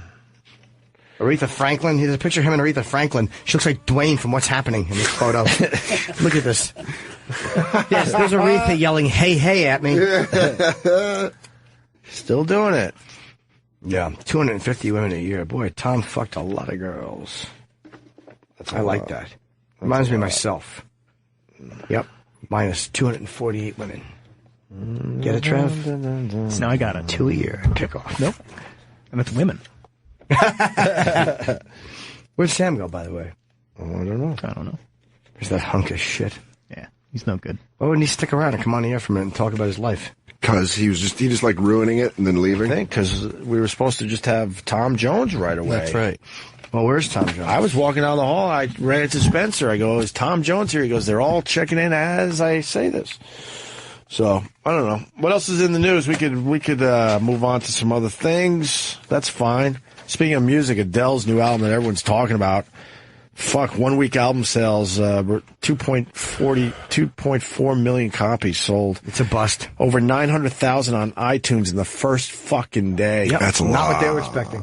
Not what they were expecting. Just a big bust. Disappointment. Yep, nice try. Nice fucking try. Everyone's talking about the Adele. You like the Adele. How was the Radio City show? It was awesome. Yeah. I'm not a huge fan. I know a few songs, but you got to respect her voice and her talent, right? You know what I liked about her? She's hilarious. In between the songs, she's doing bits. No, I mean, she's just talking to the Nice audience. to be back here in old New York City. You know, she's got the down and dirty. Yeah. You know, it doesn't match her voice in between songs, and she was making fun of. She took her shoes off. She's burping in between songs. Good for her. Just shooting the shit, getting a lot of big laughs. That I would imagine they're going to cut all that out of the actual show when it appears on NBC. Yeah, she queefed and she knocked a fucking dollhouse over made out of cards. It looked like when they show the atomic testing bomb, it just ripped through that house, and just cleared right through it, melting people's faces. Yeah. She queefed and put shadows on the wall. Just Pompeian people. Just a mother covering her son. Adele at the BBC. When Adele wasn't Adele. She's in the BBC, huh? Cool. Yeah, Good for Adele. Me too. Oh, was Jenny. What? She was born with the name Jenny? No, she showed up and acted like she was an Adele impersonator and fooled other Adele impersonators. That's pretty good. But it was She is actually Adele. That's not fair. Wow, that's crazy. Really crazy. She is Adele. She's zany, man. That's crazy stuff. Can we get an update from Rollins? We are. Rollins! He wrote he's waiting. He means WEIGHT. What do you mean he's waiting? It's getting heavier. I guess for him to come up. Oh. But they're checking in. I liked it. What happened to the checking in part? I guess they were checking in. Or his people? Yeah. All right. University cancels yoga classes because of oppression and cultural genocide. Oh my God! Absolutely. What are we doing? That's people not enjoy crazy. their yoga. Yeah, but we don't like cultural genocide. Yoga has become the latest victim of political correctness on university campuses after a free class was canceled because of complaints that the lessons were an unacceptable cultural appropriation of a non-Western practice. Jennifer Scharf, a yoga practitioner who has offered free weekly sessions to students at the University of Ottawa in Canada since 2008, said she was shocked to receive an abrupt message telling her the classes were to be suspended. I've been in touch to prepare for the new semester's classes when, out of nowhere, I received an email telling me there were some issues in terms of a formal complaint. Oh, God. That's right. Congratulations. This is the world people have built. Yeah. You guys created this shit. I didn't. Yeah, we didn't have anything to do I had nothing to do with it. You enjoy it. Yeah. Enjoy. Fucking biting each other and just king ratting it. Enjoy it. Cultural appropriation. While yoga is a really great idea and accessible and great for students, there are cultural issues of implication involved in the practice. Yoga has been under a lot of controversy lately due to how it's being practiced and which cultures those practices are being taken from. Oh, God. So basically we're saying this should be a melting pot of all cultures. Right. Now this is Canada. Cultures are good. Celebrating diversity is different than cultural appropriation, or are you only celebrating someone else's culture when they're in the room with you? Should you check if someone has foreskin before they're allowed to teach yoga? What's the rules here, gang? Yeah, do you need a Sherpa? You need someone there to fucking do the poses to show you how they do it over there? Yeah, would you prefer, what's the, would it be cultural appropriation if you were kind of being creepy sexually to your students? Like a certain person who practices hot yoga has alleged to be? That's alleged. He knocked, he got a few in, though, allegedly. Yeah, allegedly. The email went on to say that because many of those cultures have experienced oppression, cultural genocide, and diasporas due to what? That's right. Diasporas? Did I say that right? Diasporas? What? Diaspora. Diasporas? What is that? I've never seen that word in my life. We need to be mindful of this and how we express ourselves while practicing yoga. Mrs. Scarf said she suggested a compromise by changing the name of the classes to suggest mindful stretching, but was rejected. It's amazing. That's the world we live in. Mindful stretching. Mindful stretching. Well, that was a dumb idea on her part. She stinks, and so do the students. She thought she could get that past everyone. Well, I'm going to just call it mindful stretching. I'm offering some free yoga. Do you want it? No. That's fine. Formal complaint. We've read your complaint, and it doesn't have any merit. So the stupid university caved, even though this lady's been doing this for years, and there was no issues? The students are twats, and the college administrators are cowards. Yeah. So good. Yeah, they deserve each other. want... Deserve each other. Yeah. Safe space. We're a safe space. Everything here is washed. And everything is neutral. That's right. Nothing hurts. There is no gender to be identified. There are no differences to be pointed out. How do you feel about diversity? Very important to everybody's differences. Everyone's an individual. Well, what's the difference? Nothing. We're all the same. We're exactly the same. Cultural appropriations will not be tolerated. We have the same holes. We all have holes. We need to respect each hole. Now we're starting to just sound like Dr. Evil. Right. Why are we doing that? I don't know. I don't want your holes near mine. You do it like that, I'll do it as fucking, as Jack Nicholson. What do you mean I can't practice any fucking yoga? Oh, that's so good. I feel like old Jacko was in the room. That's right. Wendy, I'm culturally appropriating. I love it. I'll do anybody you want to do. Dan is known for his impersonations, but I do him just as good, if not better. How about a good Robert Duvall? Ooh. Downward dog. Perfect. That is perfect. That is perfect. What about a nice Frank Sinatra? Shooby dooby downward dog. Let's see. Let's Lawrence Fishburne. Lawrence Fishburne. Hold on a second. Let me see old Larry Fishburne. Yeah, that's a good one. That's a good Larry Fishburne. Please. Wait. Oh, God damn. Here comes Han Jones. I was going to do my wake up at the end. That wasn't. No, that was I think just it's a a tour. tour. That was just a tour. You got tricked. Oh. There's okay. Okay, sorry. I couldn't think of one. I was trying to figure out a different one than downward dog. The warrior pose. Yes, I could do that one, or I could do. I was just going to do the end of school days. Oh, okay. It's the only definitive Lawrence Fishburne. I moment. thought you were going to do the. You could do Matrix. I don't know any of his lines from that. Okay. What was his line? Blue pill, red pill. I don't know. I don't know. I just like, please. Didn't realize he didn't know either. Yeah, I just said that. I was like, I don't know shit. It's one of the best endings to a movie ever. School Days? Yeah. Amazing. Spike Lee is. That was Spike Lee, right? It certainly was a second movie. We have another university story worth bringing up if Tom Jones isn't here, as we do filler, waiting for Mr. Jones to arrive. Students call for a white University of Kansas professor to be fired after she uses the dreaded N-word in class. She said nigger. They say N-word in the headline because they're too scared to print it. She uses N-word in class discussion about racism. Wait, so she just used it as like an example? Yeah, no. She used it to address somebody because she couldn't remember their name. right in their face. They showed up late, and she got right in their face. She's discussing racism in class, so she says the word. And she has hair like Rachel Dolezal. She's irritating. White professor used the N-word during a lecture about racism on college campuses, was placed on paid leave after her students filed a complaint against her. They just ran and got her in trouble. We filed a complaint. So they're investigating. What a fucking bunch of tattling cunts. The professor has to stay off campus because they're investigating. Her suspension came 2 days after five of the students demanded she be fired. Of course they did. In an emotional open letter. What tattletale Who the cunts? fuck writes an emotional open letter? I do to every tattletale cunts. While you're at college. Guys, I need to go back to my dorm room and write this very emotional open letter. The remarks began with her admitted lack of knowledge about how to talk about racism with her students because she is white. As a white woman, I just never have seen the racism. It's not like I see niggers spray painted on walls. That's all she said. Yeah, although I don't think she should be fired, but that is a weird way to use it.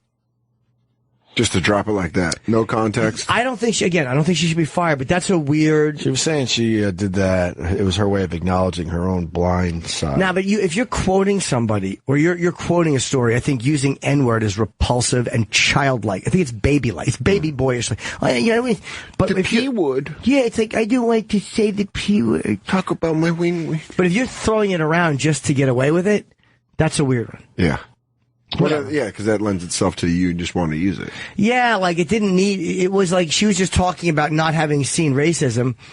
She could have just said it wasn't necessary there because she wasn't quoting anything. Yeah. But again, I don't think she needs to be fired for that. Oh, wow, it goes on. So she offered an apology in the moment for the use, but no one seemed upset with her.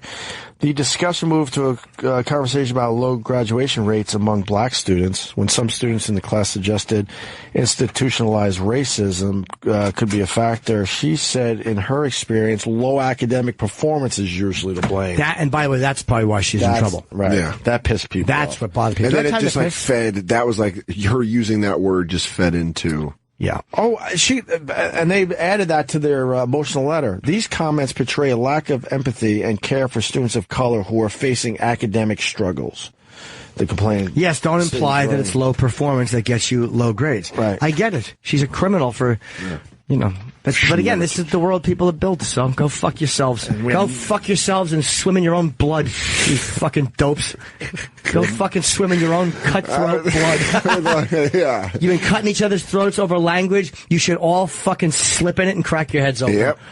Because this one woman, even though she's probably not a racist, said something stupid. I guarantee if someone else said something stupid, she'd be on the side of diversity and get rid of them. Fuck her. You think it's all just everyone turning on each other? It's a bunch of tattletales and not really knowing who they are as people, professors, cutting each other's throats for years and cutting everybody else's throats.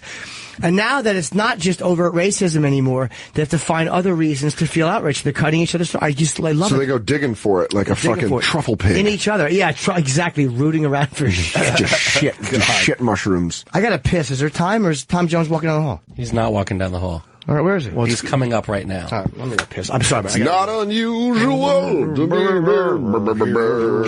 I'm reading. Do you guys like my songs? He was stuck in traffic. Oh, his right. people checked in. He had to jump out of the car and walk because there's so much traffic. I don't know if that's a smart move to, if you're Tom Jones, to jump out of an Uber. You think he was in an Uber? Yeah, of course. He might have been Took in an an Uber. And now he's just walking, and people going, I think that's Tom Jones. He's getting mobbed. He was downstairs. He didn't have any ID, so security went to get him. He goes, I'm Tom Jones. Why don't I sing a little ditty? My favorite one was... Would you like me to sing a ditty for you to let me in the building? My favorite, one of the Pink Floyd guys I saw down in the lobby once arguing, I'm the Pink Floyd guy. And they don't give a fuck. But when these really over-the-top famous celebrities, for some reason they don't carry any ID. It's really strange. Well, because this guy's trying... Who was it from Pink Floyd? Was it Waters? It was the other guy. I forgot his fucking name. That's why I'm saying it this way. It wasn't Gilmore. It wasn't Waters. It was the other guy. Floyd. Fuck, no. Pink. Why can't we... By the way, which one's Pink? Yeah. That, it's the other guy. But he was down there arguing. And then Jimmy asked for a picture, too. It's Gilmore? No, it was... Mason? Yes, Nick Mason. Thank you. Absolutely. It was Nick Mason. And he could not convince the security people that he's one of the Pink Floyd guys. They didn't give a fuck. There's nothing better than apathetic security workers at a major building because they're just like, I don't give a fuck who you are. They didn't give a fuck. So Tom, he eventually got up here, but he was fucking pissed off by the whole thing. But that's what's delaying Tom Jones. Yeah. Is that fucking sweet security guard apathy. We're talking about how the security guys don't give a fuck. Tom Jones is downstairs. Oh, here he is now. There he is. Tom Jones. Right. Good morning. Hello. Good morning, Tom Jones. Good. We heard that the traffic's so bad that you actually got out of a car and started walking. Yes. I can't imagine that Tom Jones could just walk around, though. Well, it wasn't that far. It wasn't far? No, it wasn't far. Okay. And now you're here. Welcome, sir. Thank you. We are on the air. Okay. This is a bad time of year to be in the city as far as traffic is concerned. Well, any time is bad, isn't it? Yeah, but over the summer it's more tolerable. It's a good time for a book to come out. Yeah. But it stinks for traffic. It's awful. Yeah. Do you like New York City? Yeah, I love New York City, yeah. What do you like about it? Well, everything. I mean, there's nothing to dislike. As a visitor, anyway. A lot of action. I don't know what it's like to live here, but I came in in 65, the first time, for an Ed Sullivan show. Wow. Was that your first gig in New York? Yeah, the Ed Sullivan show, yeah. And how do you get the Ed Sullivan show in 1965? Do you audition somewhere, or do they see you, or do they hear about you? They hear about me because It's Not Unusual. It was a hit record, so. Oh, okay. When you have a hit record, it opens doors. 1964. Well, I recorded it in 64, but it came out right at the beginning of 65. That was your number one, that was your first hit? Yes. Yes, it was. Yeah, for number one in England. I think he got into the top 10 in America as well. What was Sullivan like? Because, you don't meet many people who did Sullivan anymore. Was he a good guy, or was he aloof? Yeah. Well, he was he was a good guy. He liked me anyway, so that, because I did 5 of them. Wow. I did 5 shows in 1965. So it was good. He was a nice fella, but he used to forget things. I remember when I went on there one time, and I was going back to do a Royal Command performance for the Queen. And he knew all this, he had all the information, but he knew a boxer, a Welsh boxer in the 30s called Tommy Farr, because Ed Sullivan used to be a sports writer. Yeah. So he had this in his head, that I was Welsh and Tommy Farr was Welsh. So instead of him asking me about, well, you're going to go back to England, you're going to do a Royal Command performance for the Queen, he knew all that. He said, when you go back to Wales, give my love to Tommy Farr. And that's all he said. And I was waiting for this whole, thing that he was going to talk about, but he didn't. But I mean, it was fine because, I knew Tommy Farr, and so there was a connection, definitely. And you were already famous, obviously, before you did Ed Sullivan because of... Well, the record, you see, it's not unusual. It went up the charts very quickly. Yeah. It came out in January in 65, and in England, anyways, it was number 1 by March the 1st. Right. So then May, I was in New York, of that year, because it was such a big record. My question is, because you were a bit famous before Ed Sullivan, but you must have noticed that your fame went through the freaking roof after being on Sullivan, right? Well, in America, yes, of course. Because that was the days where when you did these shows, you became extremely famous the next day. Yes. Well, it was the London Palladium. The equivalent in England was the Sunday night at the London Palladium, which was live television, just like the Ed Sullivan show. But I mean, the size of America to get across to so many people with one shot, it's like it's unbelievable. And if you're a hit on there, if you go down well, then it's huge. Do you remember being sort of famous and then crazy famous all in one day and how that felt? Yeah.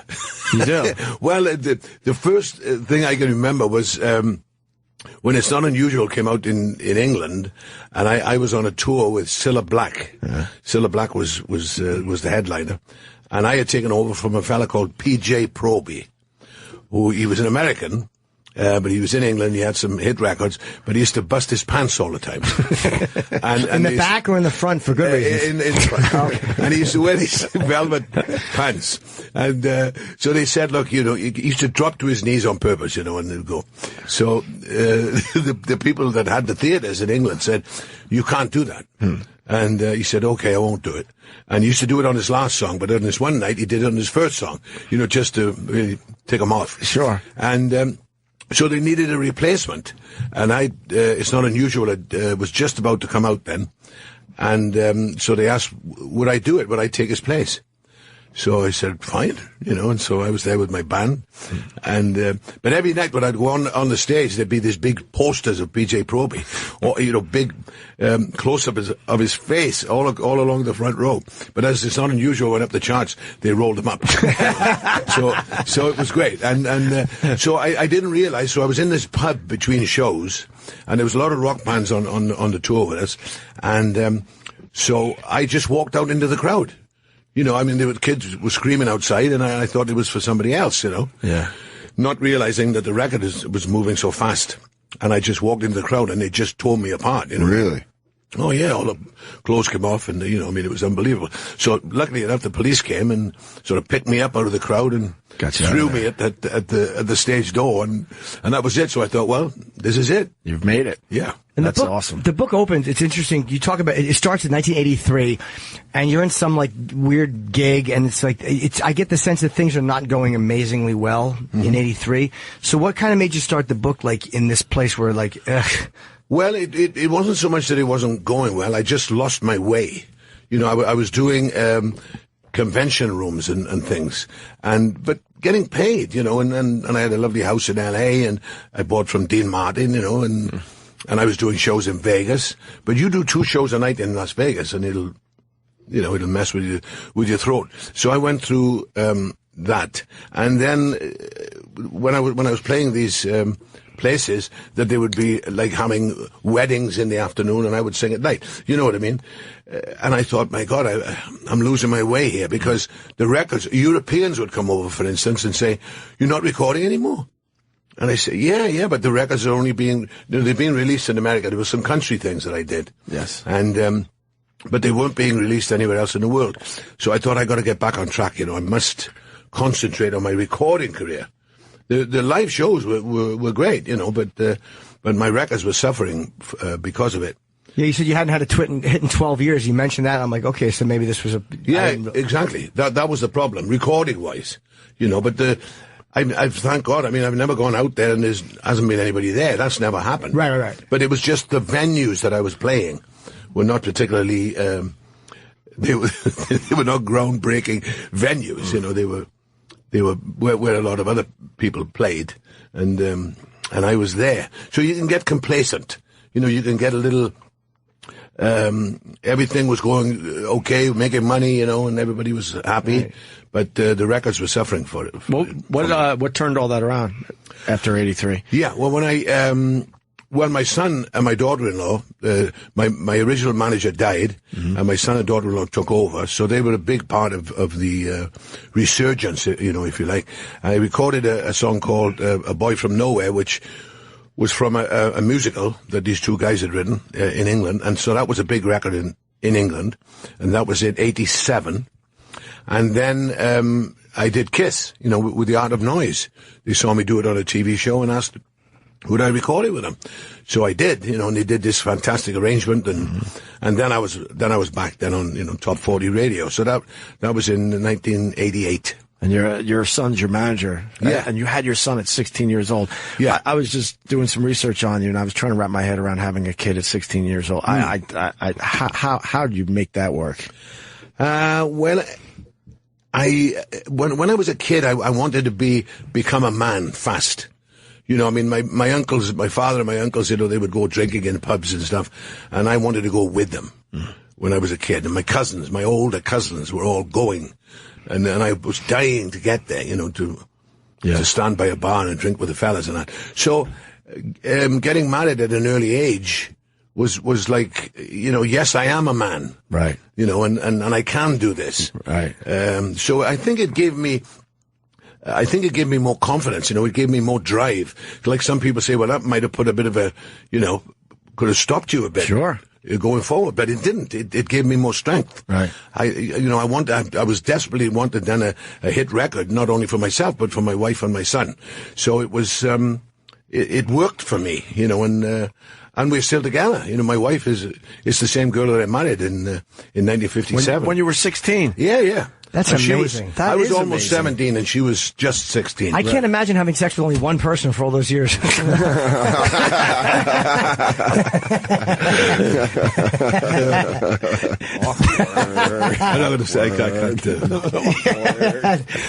I love Tom Jones. Tom Jones rules. Because the panties, you said, you also touched on something too with the panties getting thrown on stage and stuff. And at what point does it become like, oh my God, this is amazing, to, oh, okay, this is just kind of what they're... Yeah, well, it happened in the Copacabana, you see, in 68. A woman actually stood up and took them off, because the Copacabana was a nightclub, a supper club. So I would be singing on the same level, where all the tables and chairs were. So they would be handing me table napkins, and this one woman actually, got up and I thought it was a very sexy thing to do at the time. You're 100% but then right. it backfired on me because you see, then people, there's Tom Jones, throw underwear at him, and so they would be bringing them then in handbags and stuff, and it lost its initial impact. Yeah, it's still a nice thing to be known for, though. It's just a cool reputation. You think so? Yes! Yeah, it's way better than an applause break. Exactly, yeah. Just a bunch of silky panties getting thrown at you. Yeah, how nice. But they're still throwing them, but they're a bit bigger, aren't they, Tom? No, they're smaller. The panties are a bit bigger No, they're these not. days. No. They're much smaller now than they were in the 60s. Good for you. And Very good. You did it at the time. Like, there's a good photo of you and Elvis on stage, and back then it just seems like performers were looser with whether it was the Tonight Show, someone just walking out unannounced, or just guys getting up on stage together. It seems like back then it was looser than it is now. Yeah, I think so. I mean, like when I started in London, a lot of the clubs that we used to go to, the Stones would be in there, and the Beatles would be there, Eric Clapton and Jeff Beck. They'd be getting up and playing, in clubs in London. Not all. I mean, the Beatles won't get up there, as the Beatles, but Paul McCartney would get up, and Eric Clapton would be getting up there, and Jeff Beck, we get up and jam a lot, and I don't know whether that goes on as much anymore, but it definitely did then. And then the bigger we got in the 60s, the more we seemed to drift apart, We didn't hang as much as we did when we first started off. Well, you're all headlining places. It's kind of hard to hang if you're headlining the Beatles. Yeah, but I mean, it was like that then, but we just seemed to, we seemed to get together more. I mean, it seemed that way to me anyway. And, but maybe it happens now. I don't know with it happens just, with younger performers. I think they get up. Yeah. If like in Vegas, someone happens to be in town or whatever. I don't hear about stuff like that. Like, guys like I mean, there are bands that jam together, but there's a photo of you and Elvis on stage. I just think it's I think, so great. I think it makes it easier when everyone's hanging out in Vegas. Like that person has to be in the town you happen to be in, and then maybe you get something going. Well, the good thing about Vegas in the 60s and 70s was that there were so many singers there. Right. Sinatra was still there, Elvis was there, Sammy Davis was there, and then other people would come in, like Aretha Franklin, and there was a lot of people playing Vegas. Diana Ross would, even the Jackson 5 started off, playing in Vegas. Yeah. When they became big, they were in Vegas. A lot of people played Vegas. So you'd meet them and hang out with them. Yeah. It was because we were all there at the same time. You don't get that much in most cities to get that many entertainers in one place. Perfect. I got to ask you about Elvis. You guys were pretty close, huh? Yeah. How did you guys meet? To just one of these things in Vegas? Yeah, no, I met him in 65. It was in September of 65. I went to the Ed Sullivan show, went color. This is when TV went with the color in 1965. So they had to go to to Los Angeles to transmit because they couldn't do it in New York. It hadn't gone to color yet in New York. And so the Ed Sullivan show moved to L.A., which gave me a chance then to go out there. And when I was there, I went to Paramount Studios to talk about a song for a movie, and they said, Elvis is here and he'd like to say hello. So, wow, I didn't know that he knew I existed. I mean, I only just came in. I was 65. And I met him there on the set of a film he was doing. And I had a song out called With These Hands. It was a ballad. And he was walking towards me singing With These Hands. And I thought, my God, I mean, if the fellas back home, in Wales could see me now, because we used to listen to Elvis, all those 50s rock and roll records outside of a record shop in my hometown. And here comes, but I said, when I used to sing in these pubs and clubs, I will meet Elvis Presley one day. And they used to go, oh, Tom, you're a great singer, but please. You know what I mean? Come on. Come on. And I say, I'm telling you, I will. I just had this feeling. You rubbed that in. Well, when I shook his hand and looked at him, I thought, yes, this is it. Someone get a picture of this. I gotta show some boys back home. Exactly. Did you perform with him? You only in private. When you would come on the stage, like that picture you have there, that was at Caesar's Palace, and I said, let's do something. And he said, I can't do it. I'm contracted to the Hilton, and Parker wouldn't like it. Oh, okay. Or the Colonel. So you knew the Colonel? The Colonel, yeah. His reputation is a little, he ran Elvis too hard. How did you find the Colonel? Well, it's a strange thing. I mean, I met the Colonel in the 60s with Gordon Mills, my manager then, and because Gordon wanted to ask the Colonel, how did he keep Elvis so big? What did he do? And he said, well, I just put a price tag on him. And Gordon said, really? And he said, oh, yeah. He said, when scripts come in, give me $1 million, you got Elvis Presley. I mean, $1 million was a lot of money then. Sure. But he said, I don't want to read it even. And so my manager thought that was straight. So did I. He said, I don't care. He said, Robert Mitchum came to me once, he said, with a script, and he said, it would guarantee Elvis an Academy Award. But he couldn't give me $1 million. So this is Parker talking now, and he said, well, I said to Robert Mitchum, and he said, I guarantee that Elvis will get he said, okay. He said, you give me $1 million, which they didn't have, for this movie. He said, you give me the $1 million, and when Elvis gets the Oscar, I'll give it you back.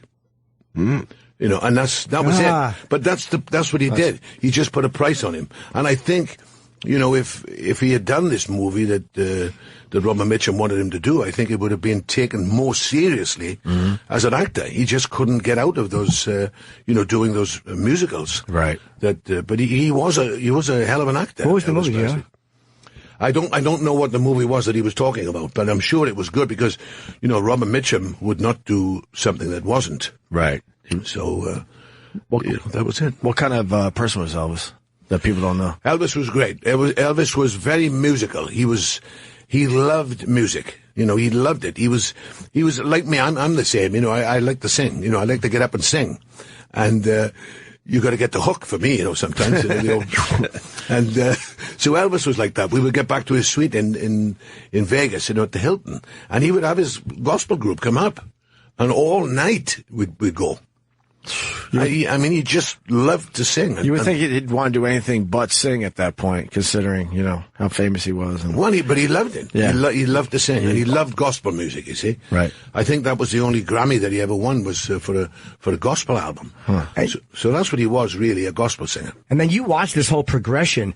Like, for you, it's probably personal because you're friends of this guy who makes this amazing comeback in the 60s, and in the 70s just starts to kind of spiral. And, I guess as a friend, you could probably see it coming. Yeah, well, that Vegas thing again, you see, getting back to Vegas, if you play it, and the Colonel wanted Elvis to play it a lot, because the Colonel was a gambler, and he liked having Elvis there, and I think my manager was similar. Oh, no. No, I mean, the gambling thing. Okay.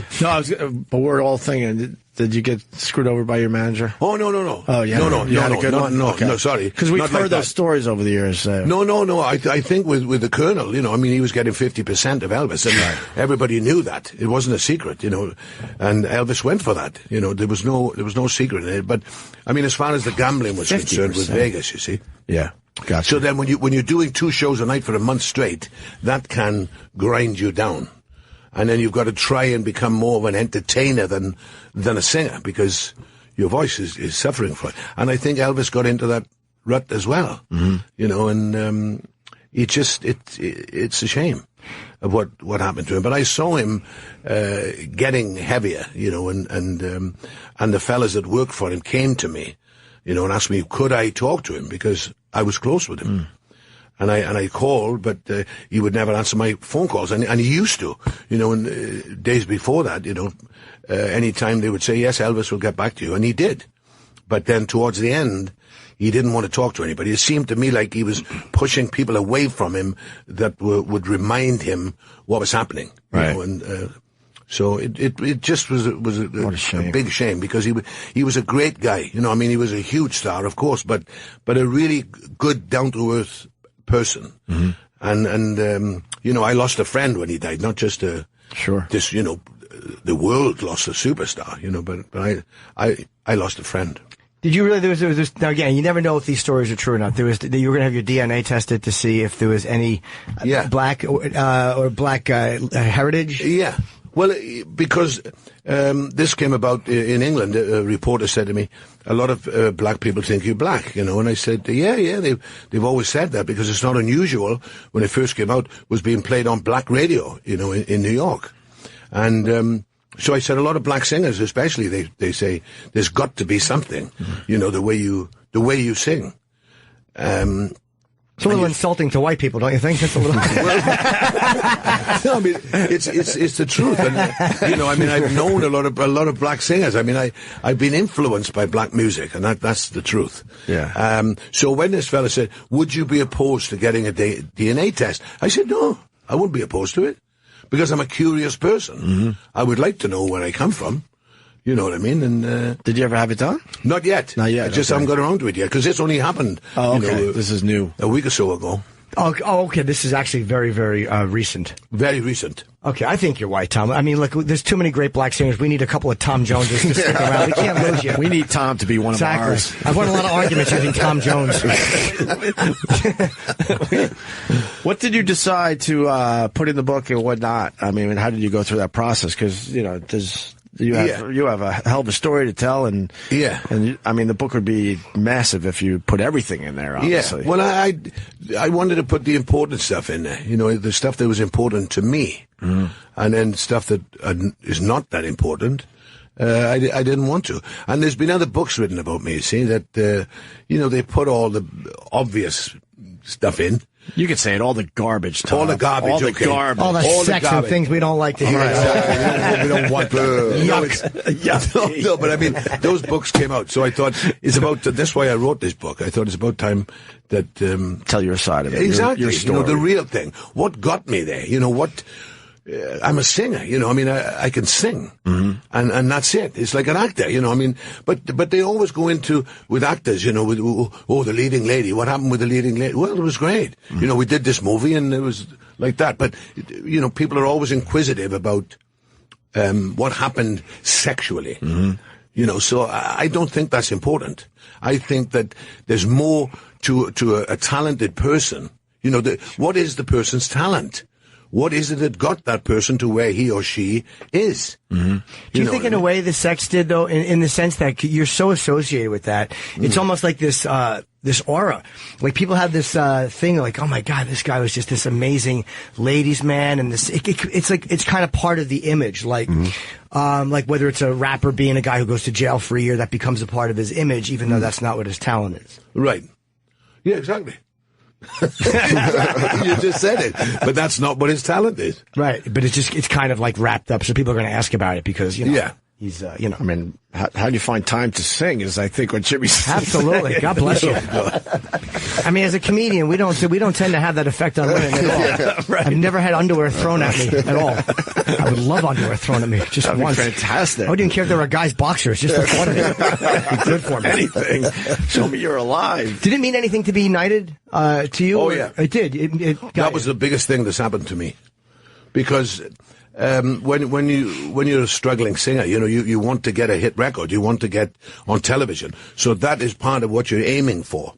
But to become knighted, I mean, that was never I never thought of that in my wildest dreams, that I would become a knight of the realm. I mean, when I was told, actually, I was a bit shook up about it. I thought, well, what do I have to do? What does it mean? So until the Queen actually put the sword on my shoulders, then it's real then. Do you meet her before and they walk you through it, or is that the first time you meet her is when she's hitting you with the sword? The first time, because I'd met the Queen since 1967 when I first met her. But that's it. They walk you through it and they tell you exactly what to do, and you do it.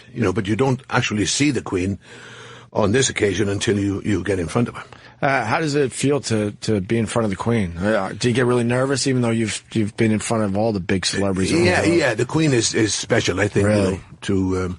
To British people that like royalty. Right. There are some that don't. Yeah. But I've always been a royalist ever since I was a kid. I think they're great for the country. I think the royal family is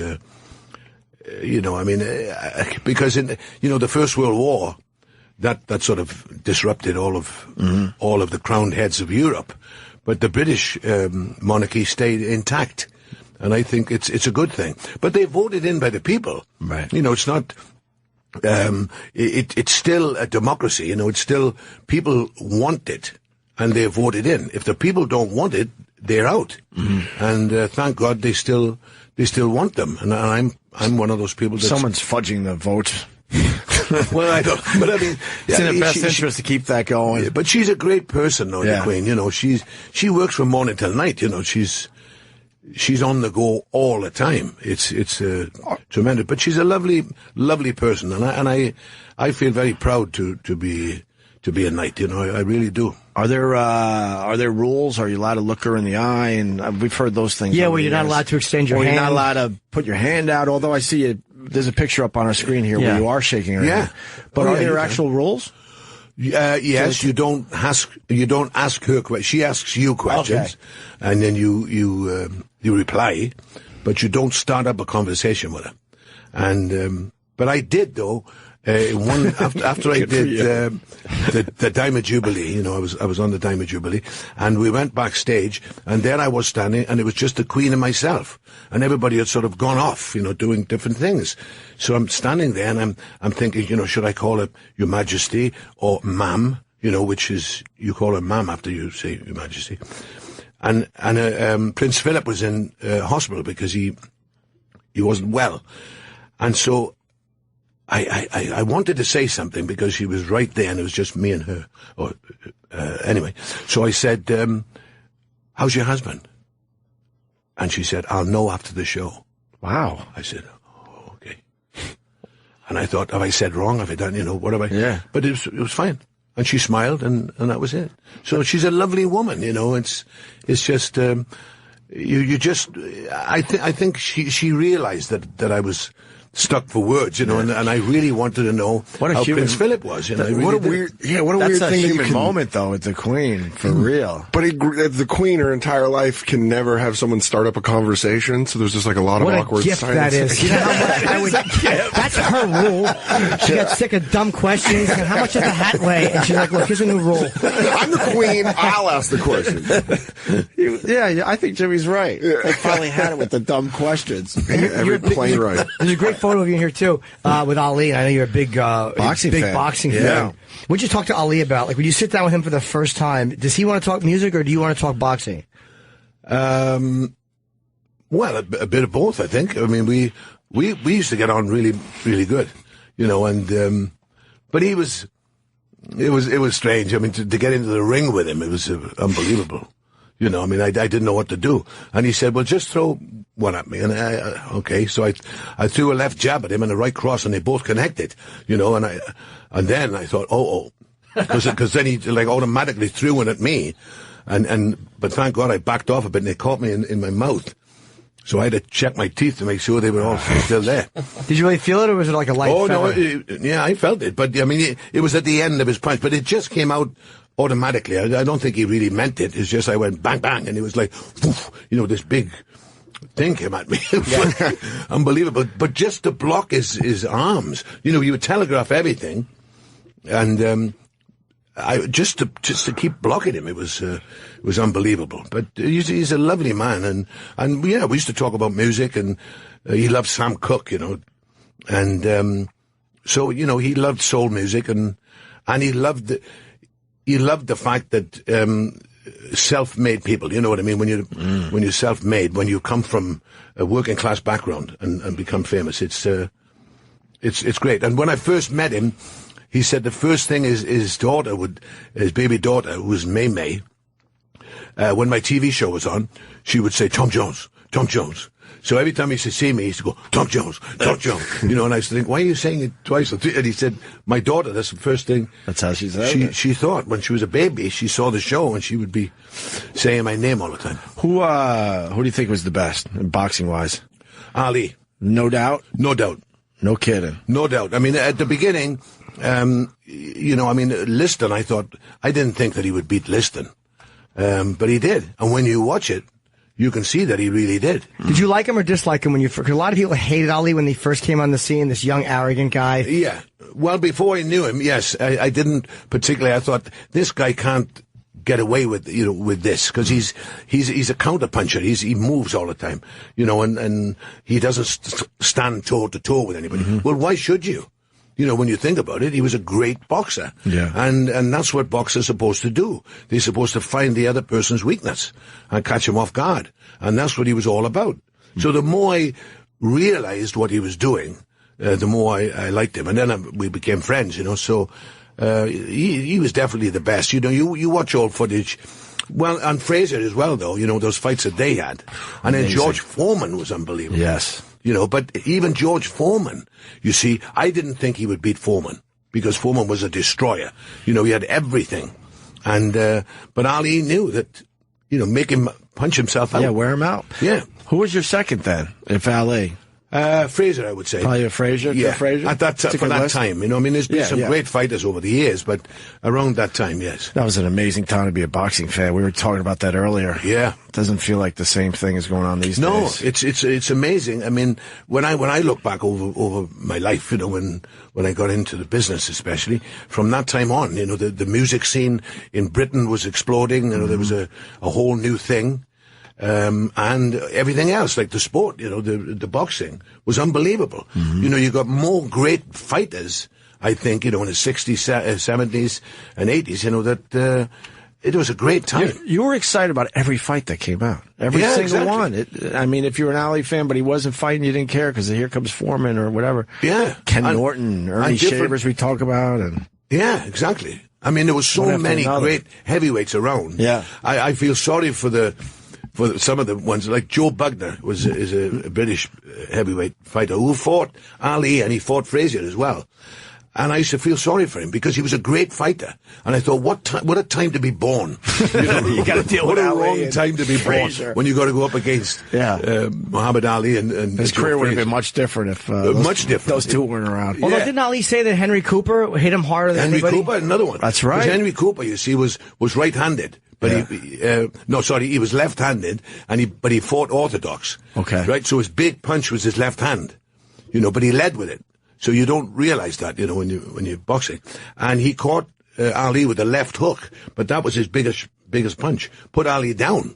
You know, I don't think he'd been down at that point. Mm. And then they talk about Angelo Dundee was saying, wait a minute, we're not ready yet, you know, for him to come back out. Because he was really stunned. He didn't expect it. So Henry Cooper was great. I think he said that was the hardest Ernie Shavers was the hardest puncher, but I think he said that was the hardest hit he ever took. Yeah, and it was unexpected, you see, with that left hand. It's a shame to see him how he is nowadays, knowing what he was. I know. And they said that, well, Fraser's dead now, but they said that Fraser would be punch drunk for the amount of punishment that he took from Ali. Right. Well, we interviewed Fraser, and he was weird. He was kind of making fun of Muhammad for being in the shape he's in, but again, I guess that was their relationship. And then at one point, we had Fraser for like an hour, and he was really lucid and talking, and then by the second half, he was singing Mustang Sally. It was really bizarre. He just started singing. Yeah. It was great, though. Fraser, he loved to sing. Yes, he did. And he was playing in the lounge in the Flamingo when I was playing. Oh, no kidding. Yeah, he was in the lounge, and he broke his ankle on stage. So he was walking around in a cast, and I said, "See, you think boxing's easy? Yeah, you know what I mean? No, Did you ever do a duet with him? No. You never went to a show and belted out a few with Joe Frazier? No. But we became friends as well. Because I love boxing. That's the only sport that I really like. You don't like the UFC, MMA, any of that stuff? Well, the thing I've tried to analyze it, and I think it's a one-on-one thing. Team sports. A lot of things can go wrong. But I like tennis and golf, but boxing more than anything else. You like a one-on-one competition? One-on-one, yeah. Where you can't blame the catcher for dropping the ball and the pitcher loses the game. Yeah, no, I kind of understand that. Pacquiao Mayweather though, that was like the sign of the times fight. Well, yeah, I think that Mayweather waited for Pacquiao to get slow or slower, because if he had fought him, when Pacquiao first came on the scene, which was his prime, I don't know what would have happened then, but I think Mayweather waited, because Mayweather is like Ali. He's a counterpuncher and he's a boxer, and I think he just waited his time, and he was right, because by the time he did fight Pacquiao was a lot slower than he was before. And supposedly injured, right? Yeah, shoulder injury. Were you a fighter growing up or no? Yeah, well, I went to a boys' club, and I fought a bit, but. Once I started getting beat, I thought, this is not good. It's not fun to get punched in the face. Stick to the singing. Yeah. You're getting punched in the face stinks. Well, it's funny I don't know whether you've ever been hit with a boxing glove, with a fist with a boxing glove on it, but it makes your head ache. Yeah. When you hit with a bare fist, you feel the sting of it. You feel the pain. But with a boxing glove, you don't actually feel the impact of it. It just shakes your head, makes your brain spin, and that's what it's supposed to do. So you can get a headache from that. I'm always amazed by fighters who are still, like guys like Bernard Hopkins, who are really lucid and can talk about anything, and they have memories of everything. And then there's the other guys who just, they're fucked up. Well, they took too many punches. The brain gets shocked. That's what knocks you out. Is that your brain gets rattled around? Yeah. Did you go through any phases when you were, like in your life with partying too much or drugs and all that? No, I never got interested in drugs. Never. I've never smoked a joint. I've never, none of that. It never appealed to me. How'd you avoid pot coming up with all those guys? Well, I've always loved Cuban cigars, you see. Right. And I've always loved drinking. So coming from Wales, drinking beer in the pubs and that. So that became, and I like it. I like not only the effect, but I do like the taste of certain drinks. I know British beer. When I was young, I would go and get a tray of beer, with different beers on it and bring it back. And somebody would say, oh, wait a minute, we forgot which is which, with pints. And I'd taste them and tell you which was which. I like the taste. So drinking to me is a social thing. Right. I love British pubs, but I love fine restaurants. I love fine wine, and like that. And I like to end the night with a cognac and a Cuban cigar. But I've learned to enjoy that. But drugs to me, getting high fast, it doesn't appeal to me. And none of that messed up your voice either, because your voice. Well, that's another thing. You see, cocaine. I've talked to other singers about it. And cocaine is very drying. It gets down onto the vocal cords, and so I didn't want any of that. I stopped smoking cigarettes because of that, and so to a certain extent, I've been careful because I'm a singer, and the only times would be that I might get a bit dehydrated because of when you drink, you get dehydrated, but you got to watch the clock. You got to make sure that you can get 8 hours sleep in before the next show. That's what I always gauged it on. I'm always amazed at rock singers that can stay up all night, they get fucked up, they're doing coke all night, and the next night they're doing another show. Well, it all depends how they sing, though, you see. Right. If you're a screamer, if you just shout, you can get away with that. But if you've got to sing, then you can't do it. And the voice is still there, Mr. Jones. Thank God. Yes, it's still there. My God. And the cognac didn't do anything. You would think the cognac would be burning some stuff in there. But you've got to be careful. You see, sleep and plenty of water. You must drink plenty of water to combat it, you know, if you're going to do that. But a lot of drinkers don't. You know, they just drink alcohol and they don't drink enough water, so they get dehydrated. Yeah. Nice. And there's a rumor I have to ask you about. It's probably not true. The Elvira says you took her virginity. I'm sure that's not true, but I just have to ask you because it's on the prep sheet. No. Not true. No. Damn it. He's smiling, though. He certainly is. He's smiling that's the happiest I've ever seen anybody about an untruth. What cool things, whether it's true or not, what great things to have attributed to you. It's good to be Tom Jones. What a reputation. Well, the other one, which was proven false, was the chest hair for ensuring the chest hair for 7 million. Somebody made that up. But I said earlier, if you have so much money, why not just insure your chest hair to have that story out there for everybody? I didn't know you could. Right. Well, what would happen to your chest hair that you needed to be insured? Well, somebody might, I don't know. Just yanking it out? Yeah, it could be. Right. With all these rumors that would start and people saying that you did this and you slept with all these women, like at home, would you have a lot of explaining to do? Like, look, that's bullshit. That didn't happen. Yes. That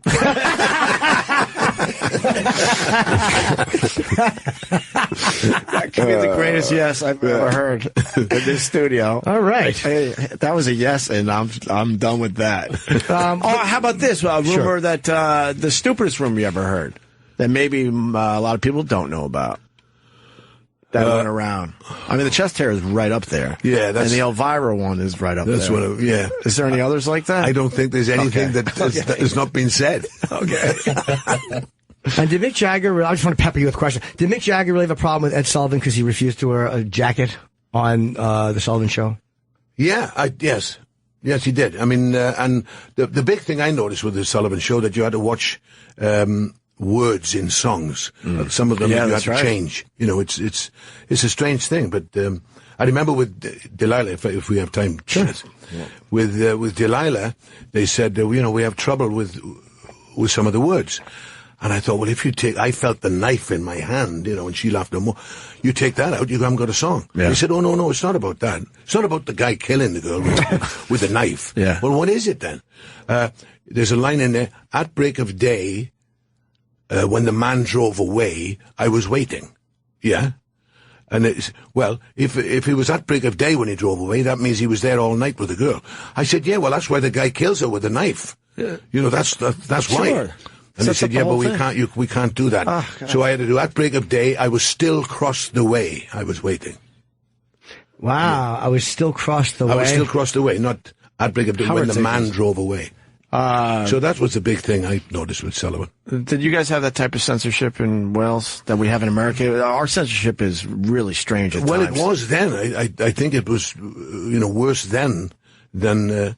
I mean, I ran into some trouble with the BBC when I first started off, Yeah. Because the plug shows in the 60s, you would go on children's hour, like from 5 to 6. And the Beatles have been on and the Stones have been on and everything. And I went on there doing It's Not Unusual, and the BBC got letters from women saying, I don't want this man gyrating in front of my children. And I'm the same age as John Lennon, but that's what he was. But then when I came here, the Sullivan Show, they were telling me the same thing they told Elvis 9 years before. Yeah. I apologize. I just got a note that they're freaking out. We didn't do this on purpose. I didn't even know. Sorry, Tom. That's all right. Go ahead. Because Travis will normally signal us. No one tells you? Okay. I apologize, but I guess your people are freaking out. We didn't mean to go over our time. But yeah, we love Tom Jones. But we could talk to you forever. The book is fantastic. I haven't read the whole thing, but I skipped through a whole bunch of it and was looking at it. There's a lot of photos for people like me who are dopes and like to see photos as well. It's really great. And it's called Tom Jones. What is that? Do you guys hear noise, or sometimes it happens, I just hear people talking. Yes. I just hear a woman going, grab my breasts, and it turned out I was incorrect. Tom Jones. It's Over the Top and Back, the autobiography. This is a really, what I've read of it is awesome. It's about 400 pages. Absolutely. It's a real book. It really is. And was that? 500. Is it 500 pages? Well, I don't know about the American one. It might be...